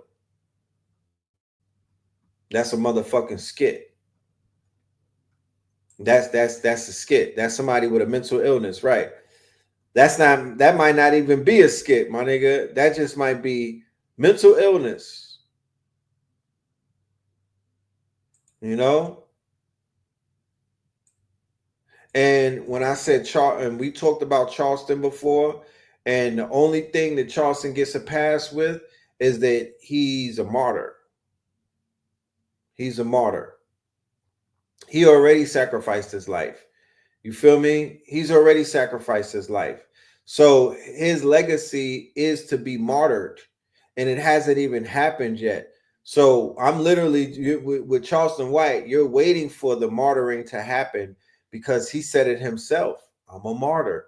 I'm going to die for this. You feel me? Similar to how, and I'm not saying this and to compare the two, but the Godfather is a martyr, right? He didn't want to die, but the fact that Kevin Samuels, the fact that he made transition, he was in a way, he was lionized in his death, right? He was lionized. His shit is going to become it's already a movement. He got more people on board in his quote unquote untimely demise than when people were on the fence when he was alive. After he left, they was like, fuck that. I'm going all the way Charleston. In a minute, a woman does some real bird head shit, then they're like, yo, Charleston was right. Charleston was right. Right? So when you make transition in the midst of your movement or in the midst of your purpose and whatnot, you somewhat have the martyr's gift. So if Charleston White was to get clipped, right? If Charleston White was to get clipped or knocked off and whatnot, in the midst of him exposing the industry and exposing the quote unquote hypocrisy inside of Hip Hop Inc., because that's what he's mostly banging on most of the time is Hip Hop Inc. I haven't seen him directly attack the quote unquote I haven't seen Charleston White directly attack hip hop, the culture. He is a ticking time bomb. He's the martyr he's the provocateur against Hip Hop Inc. And he's such the provocateur, he said he's willing to die on it. Said he's willing to die on it. You understand? Pay attention to somebody like that. He's willing to die on that quote unquote martyrdom, or he's willing to die on that purpose. Yeah, he is a Fed. I didn't say that he did. I'm just saying he's a character who's playing a dangerous game, and in my humble opinion, he's going to play the game all the way to the end. Right? All the way to the end, to where the fact that he's gonna get clipped. And by doing that, once they clip him, it solidifies and it somewhat lionizes him. And all of that shit that he said and a lot of the things, now he becomes a martyr, and martyrs movements start from that. People become, people begin to worship you. People begin to go, you know what I mean? Your videos hit harder now. The same way that they got these dead rappers and their albums sound different. Right? Yeah, they swatted Charleston White. Yeah, good for him. Good for him.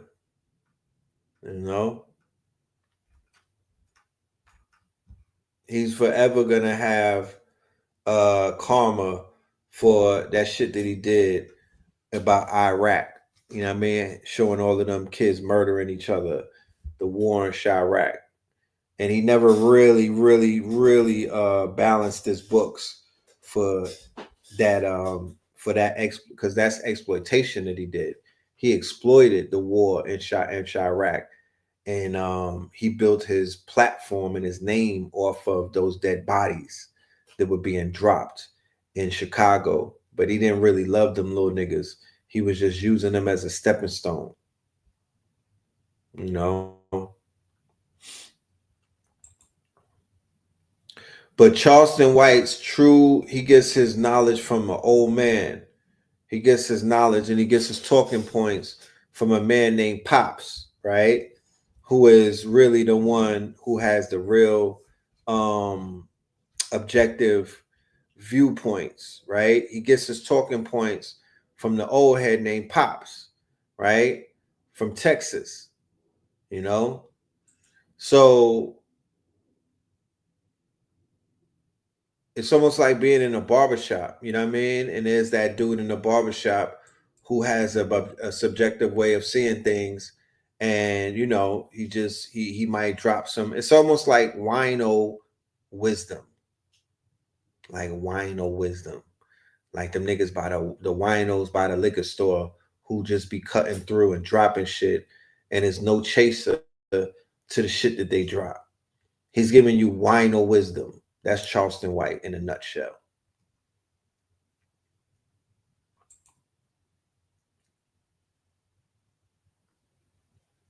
You know? He shouldn't be associated with hip hop culture. He ain't shit. No, he's part of Hip Hop Inc. He's part of Hip Hop Inc.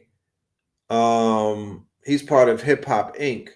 And Hip Hop Inc., which is a deaf culture, has literally opened up the door for people like Charleston White to as a rest haven for them to exist. Yeah. Yeah. You said the frog from They Clone Tyrone, you know.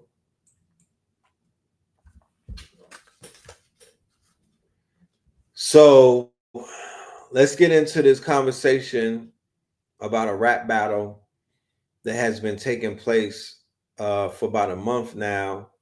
And let me start this off with my public apology because I'm man enough to do these things. I want to publicly apologize to Joey Badass.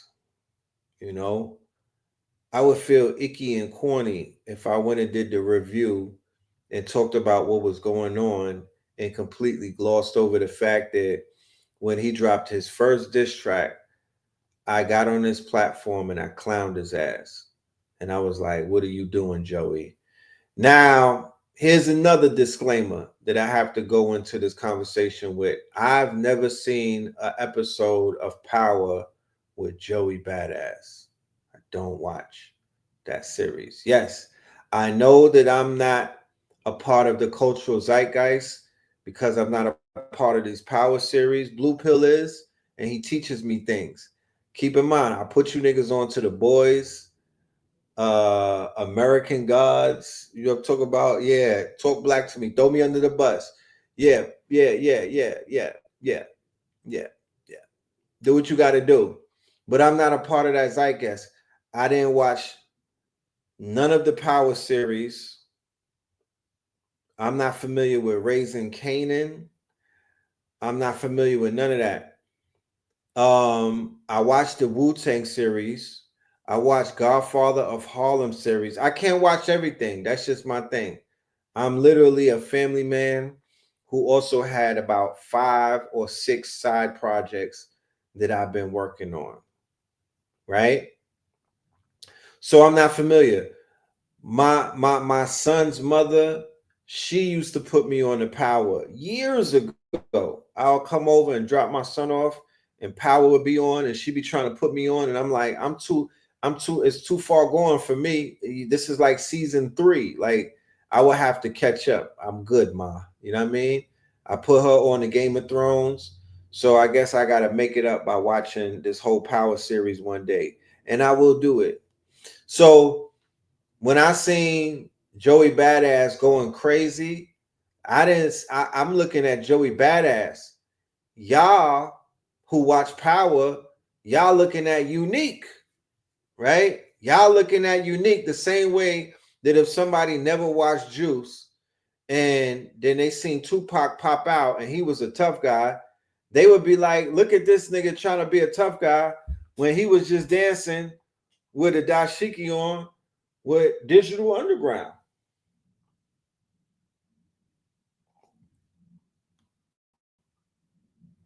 What the fuck you talk about, Thug Life?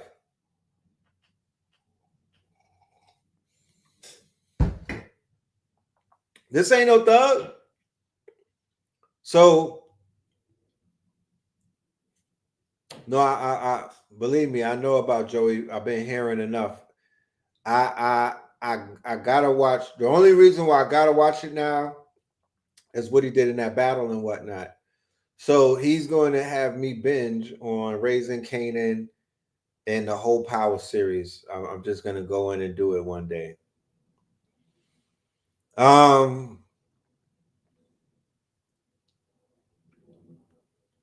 Joey Badass won the battle, yo. There were approximately 16 songs that came out. Let me add some context to what I'm talking about for anybody that's out there be unfamiliar with this conversation about Joey Badass and what's happening. So Joey Badass is a rapper from the same era that gave us Kendrick Lamar and what is known as Black Hippie. Joey Badass is from the mid 2000s, 2012 era. He came out in something called Pro Era, which was a rap group. And Joey Badass is single-handedly one of the rappers who is accredited for bringing back the 90s boom bop sound with his mixtape 1999. Joey Badass was also a ghostwriter for Puff throughout the years and whatnot. That's how he really got his bread outside of being an underground rapper or a pro era rapper, which, you know, I'm sure didn't pay that much money. But Joey Badass is a problem when it comes to the pen. He is a great writer. So he linked up with P. Diddy and them, and he started ghostwriting similar to Los, right? Something about P. Diddy that's going to be discussed in our upcoming lecture is his attraction, or not just his attraction. He is the front line. He's the one who is letting in the rappers with the pens, but they have to come through him first. So one of the first people that Jay Electronica went through is Puff. One of the first people that Jay Electronica had to go through was Puff, and he lost the bidding war, and that's how Jay-Z got him. He had Los as a pen. He had Joey Badass as a pen. He had our brother Loom as a pen. He had Mark Curry as a pen. He had Conway, I believe, as a pen, right? So yeah, he rents all of the songwriters, right? He rents all of the songwriters and whatnot. So, you know, that's not a bad thing, but that's not a great thing. But that's something that we will explore. We'll get to that. It has deeper connotations to it, right? The original pen is Biggie, Christopher Wallace, right? That's the original pen that he had control of and whatnot. Royce the 5'9" was also a pen that he had control of. Yeah, Conway was in the pool with Diddy. Yeah, Conway was in that pool with Diddy and whatnot. Yeah, Joey was writing for Diddy. And that's something that everybody knows. They talked about it in the battle and whatnot. So Capital Steez, who I speak of on occasion, is also part of Pro Era, who unnecessarily died via suicide.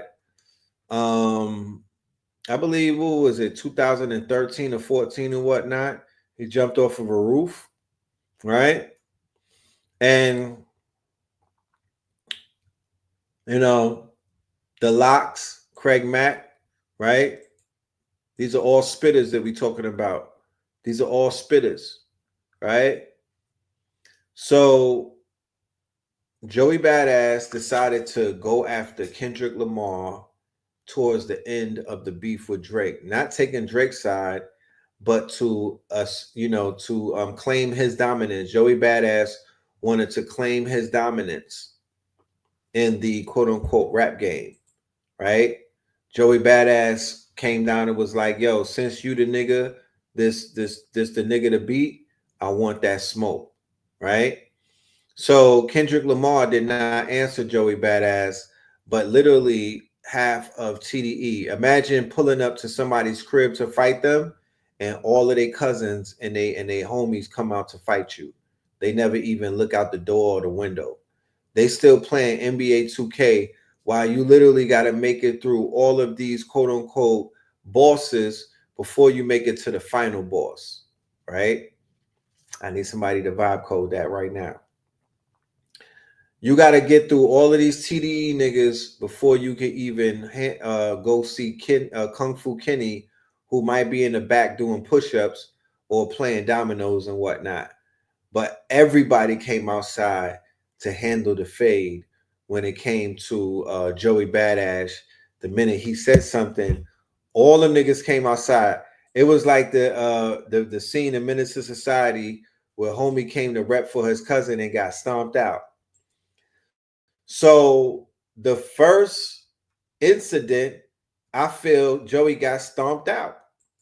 I feel that Joey got stomped out. I feel that he came like homie that was running in Menace at the end with he came, yo, I'm gonna go, he'll come back. Yo, that nigga gonna answer what he said to you. He gonna answer for what he said to you. And then he jumped in the car and he got his ass. Niggas put Timberlands on him. Right? Niggas put Timbs and they put hands and feet on him. Then he came back, right? He came back like in the Menace to Society movie. Homie came back with them blickies and whatnot, with them bandanas tied around the ooh-wops. He had the band tied around them little Uzi verts, right? And them niggas leaned out of the Whippington and hit his ass up like Tupac. I'll hit him up, right?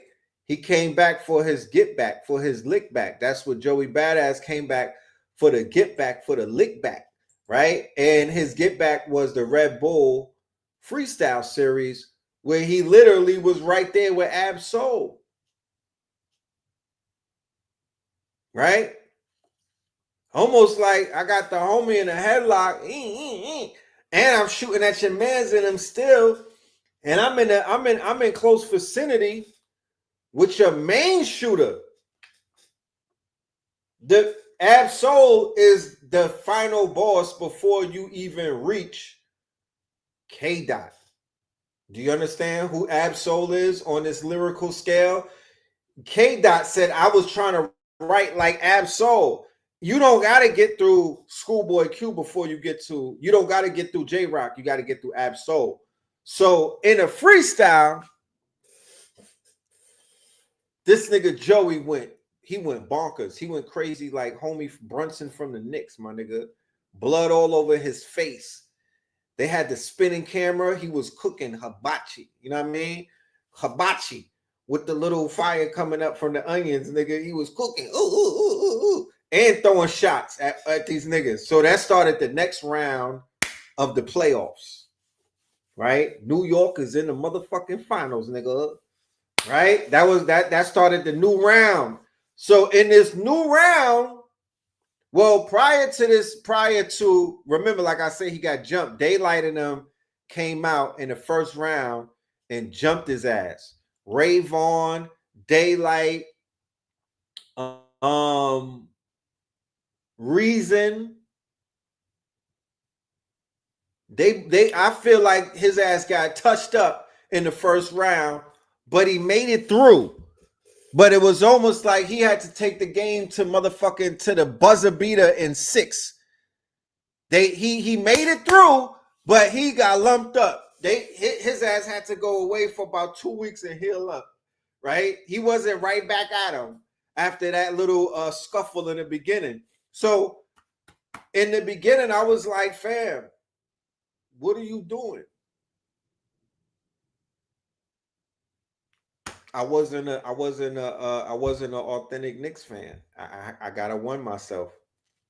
I was not a loyal New Yorker in that situation. I gotta bench myself for that.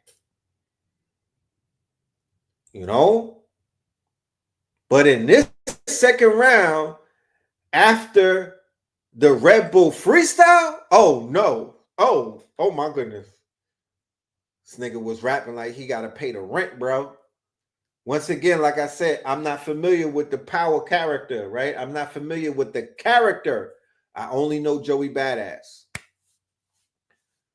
But he cooked, my niggas. He came outside. He did an outdoor hibachi.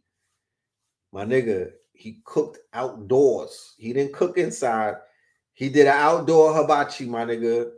He lined up, but he ate these niggas like a Keith Lee video. Like, bruh.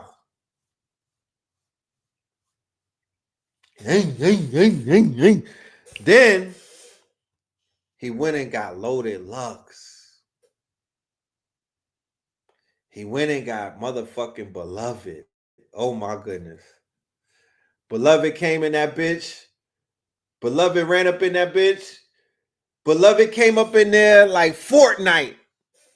Beloved ran up in that bitch like Call of Duty and just start spraying shit. Beloved came up in that bitch and just start scrapping. Like one of these chicks from Cleveland with this much hair in them fighting videos. He went right after he went right for his neck. Pause. He humbled that. You see all the Daylight songs after that didn't sound the same. Let's just say Daylight, that's my guy right there. But it was a lot of peaceful bars after that. That nigga started making songs about reminiscing. Back in the days, I was a friend.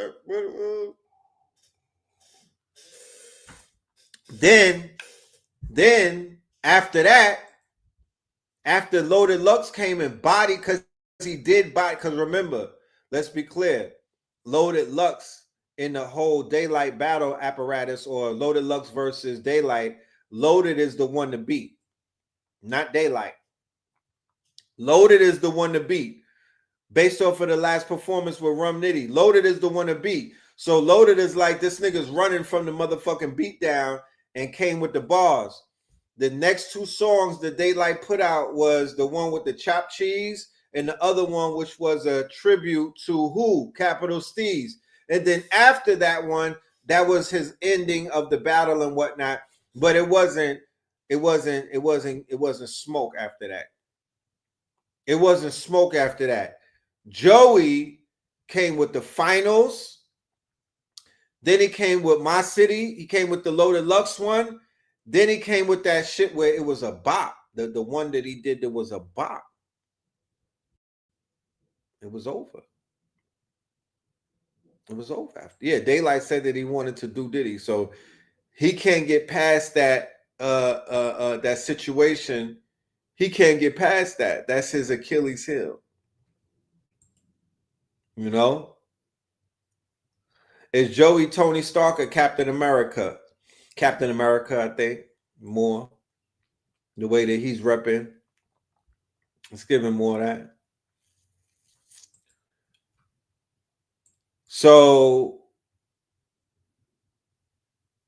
in the midst of, and of course, I'm leaving out other little things like certain songs that other people did. Yeah, Joey slid on that West Coast shit. He bodied that. That was his They Not Like Us. So he dropped a song that was his They Not Like Us because it's a straight bop. He's jumping out of different flows and whatnot. He got rid of the boring, because I don't like the boring New York flow all day. I'm gonna just keep it a real. I don't like that. That's not. You could give it. You could. It's a part of your flow sweet kit. It's a tool. It's inside of the toolbox. Bring out the boom bap New York flow every now and then, but please, beloved, switch up. I need different flows, my niggas. I need different cadences. I need different, you know what I mean? All of that. And he gave that. He gave that. Crash Dummy. The song is called Crash Dummy. He bodied that. He don't even got it. I don't even think he rapped after that. You know? But he ultimately proved who is the better MC. And he went after the whole West Coast, bro. I mean, just keeping it real. I'm biased, of course, because where I'm from. But homie literally took on the whole label, and he's still standing. He's still standing. Yeah, Ray Vaughn and all of that. But we know that his ultimate foe was Daylight. That was his biggest op before he gets to Kendrick, was Daylight. And he bodied that. Yeah, and he's on GQ with his queen, and she's pregnant. Salute to them. He bodied that. You feel me? So the only one left that could even say something to him would be anybody out of Black Hippie. And if Black Hippie step up, then that's going to activate Pro Era or whoever, you know. Red Cafe wrote for Diddy too. That's my guy that I grew up with. Red Cafe wrote for Diddy. I got to put that in the motherfucking charts too. Thank you. Red fucking Cafe. God damn it. And that Red was around Red Cafe was around the Cassie era too. I wonder if they subpoena him. Daylight is a battle rapper. He was never gonna win on wax. That's right. Shout out to Beloved. Shout out to Loaded Lux, because Loaded Lux, the transition in Loaded Lux is able to exhibit from battle rapper to MC is very impressive. I'm being biased because Lux is my guy. But think about it. Give me somebody else whose transition is better than Loaded Lux into rapper. I could listen to Loaded Lux rapping. I can't listen to all of them rap. I could listen to Sue Surf. Sue Surf is crazy and on mixtapes and whatnot. He sounds great. Yes, I would like to see the whole Beast Coast activate. I want to see Flatbush Zombies. I want to see. I know. I ain't saying nothing about them because they not saying nothing. They not saying nothing. They mostly live in LA too, so they gotta watch it. You know, they mostly live in LA, so they probably gotta watch it. Not Cassidy. Nah, Cassidy. I don't know. Cassidy. I like Sue Surf's music. I could listen to that. It's probably a few of them. I'm just not that familiar. But I know Lux for sure. He's good for some good shit every now and then. But Joey has impressed me. He packed them niggas up. He smoked them. He gave rebuttals. He gave flow. You know what I mean? I'm impressed. Yeah. So the underachievers and Flatbush Zombies, they basically went to LA. They're out there on the West Coast. If they were to activate, they would kick ass. I would hope that they would activate on some Beast Coast shit and hold down Joey, because everybody literally sat back and watched Joey go 20 for 1. And the only one that jumped in is Loaded Lux and a few other members from Pro Era. So salute to everybody. But Joey got this. And it's not even me saying it. The Screwface Gene and all of them, they said that too. He didn't end them. I'm not saying that he ended them. He was able to stand his ground. He was able to, quote unquote, maintain his relevance in the battle. He doesn't have none of those rounds are a clear loss to him. There's no song that you could clearly say, oh, niggas cleared him on that song, right? He was back with his responses. Like, without being biased, we utilizing battle rap rules, right? The same way that we utilize this battle rap rules with Kendrick and Drake. Drake had niggas jumping in and whatnot, and we were able to show you how Kendrick was able to best his quote unquote, all of his Kendrick was able to come out on top with the W, right? So Geechee Gotti even said that Joey won, right? Geechee is a battle rapper, the top battle rapper out of the West Coast, the top battle rapper out of the West Coast, and he said that he won. So my $1 million question is, right? My $1 million question that I would ask the family, and I'm putting it out there into the universe: does Kendrick have to respond? Now we know that it's the potential to be a body bag, right? And I'm being biased once again because I'm a Kendrick fan, but the potential for this to be a straight bloodbath, it's not going to be a beheading right off the rip. He's going to have a fight on his hands. He got to fight. If he decides that he wanted to throw something at him, he would have to fight. You know what I mean? But he could clear him quickly. He could clear him quickly, but it would have to be one of those attacks. Whereas, you're gonna have to. I would say 3 songs. 3 songs could clear Joey if he did it properly. But I don't know what Joey knows. You know what I mean? Joey is acting like he knows something. Joey is acting like this nigga. Joey is acting like the smoke is warranted. Joey acting like the smoke is warranted. Nah, it's not gonna be Jay-Z and Nas. Nah, it don't have the same caliber. They're not on the same level. The pen is straight. The pen is homie's pen is leaking. You know what I mean? But we can't compare Joey and fucking Kendrick, even though they come out the same era. Come on now, come on, man. Like on some Unk 607 shit. Come on now. Nah. Catalogs are completely too way different. The albums, the reach, the dexterity, nah.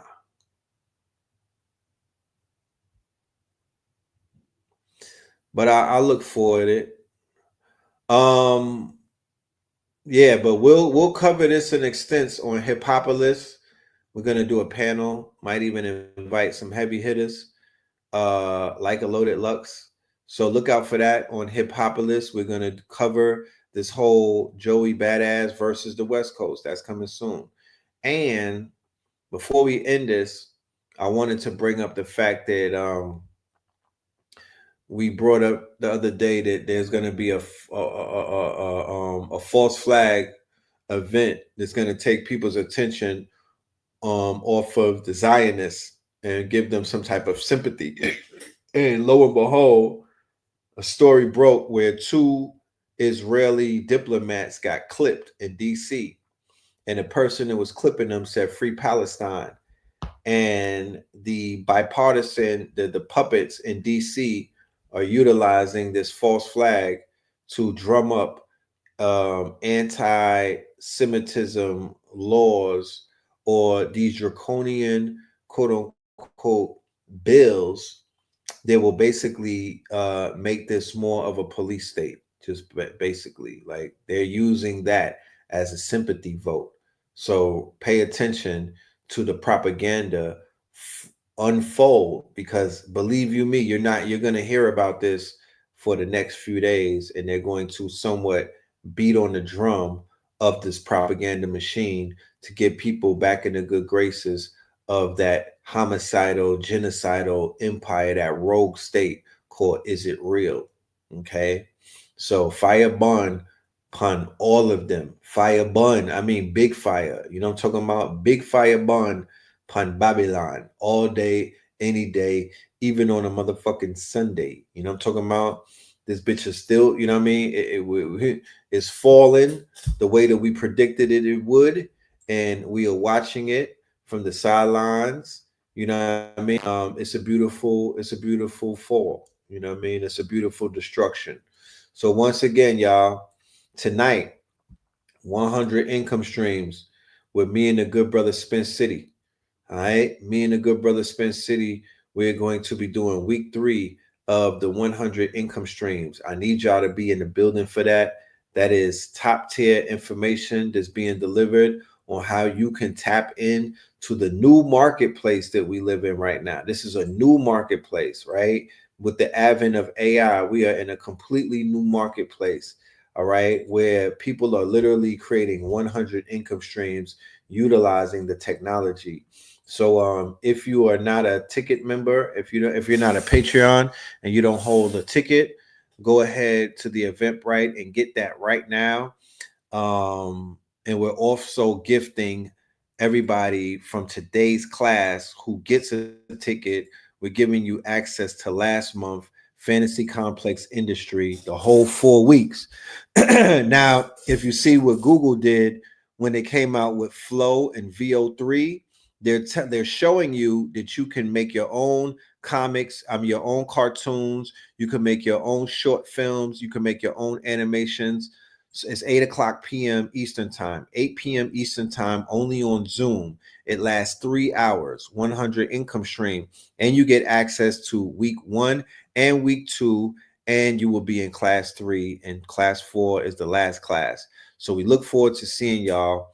100 income streams. Me and the brother Spence City will be going all the way in. Join us, be in the building. And then on the 31st, we have Wesley Muhammad on Zoom. All right. We'll be doing a multi-tiered lecture. Me and Blue Pill and Wesley Muhammad, maybe even another special guest. Please make sure y'all don't miss this. This is going to be heavy research. A lot of the research, the book that this brother wrote, and the books that me and my brother are putting together on hip hop. All of this information will be shared in this demonstration that we have coming up. We look forward to seeing y'all May 31st, which is a Saturday, 8 p.m. only on Zoom. And then, of course, Stone Mountain at the end of June. We look forward to seeing y'all. Black Magic 363, Know the Ledge. Return to Stone Mountain. Meet us at 6:44 a.m. at the walk-up trail. It's free 99. Just bring your spirit, your soul, and your quote-unquote pineal gland so we could get activated. With that being said, ladies and gentlemen, y'all have a beautiful, strong end. All right? And we'll see you maybe Saturday Night Live, maybe Sacrilegious Sunday. Who knows? All right? Hit up the Buy Me a Coffee, show the channel support, show us love. And also go to the store where you could get the drip, right? We have the master teachers. We also have the tickets for the lectures over there at Buy Me a Coffee. And we have the album 44 Tops. If you bought the album recently, check your email because we sent you a download link from WeTransfer. WeTransfer, you should have a download link for the 44 Tops in your email, or check your junk mail. All right. I don't have Cash App. I only have Buy Me a Coffee right now. That's for tax purposes, of course. Red, blue, purple light, friends. Red, blue, purple light, friends. Facts. Red, blue, purple light, friends.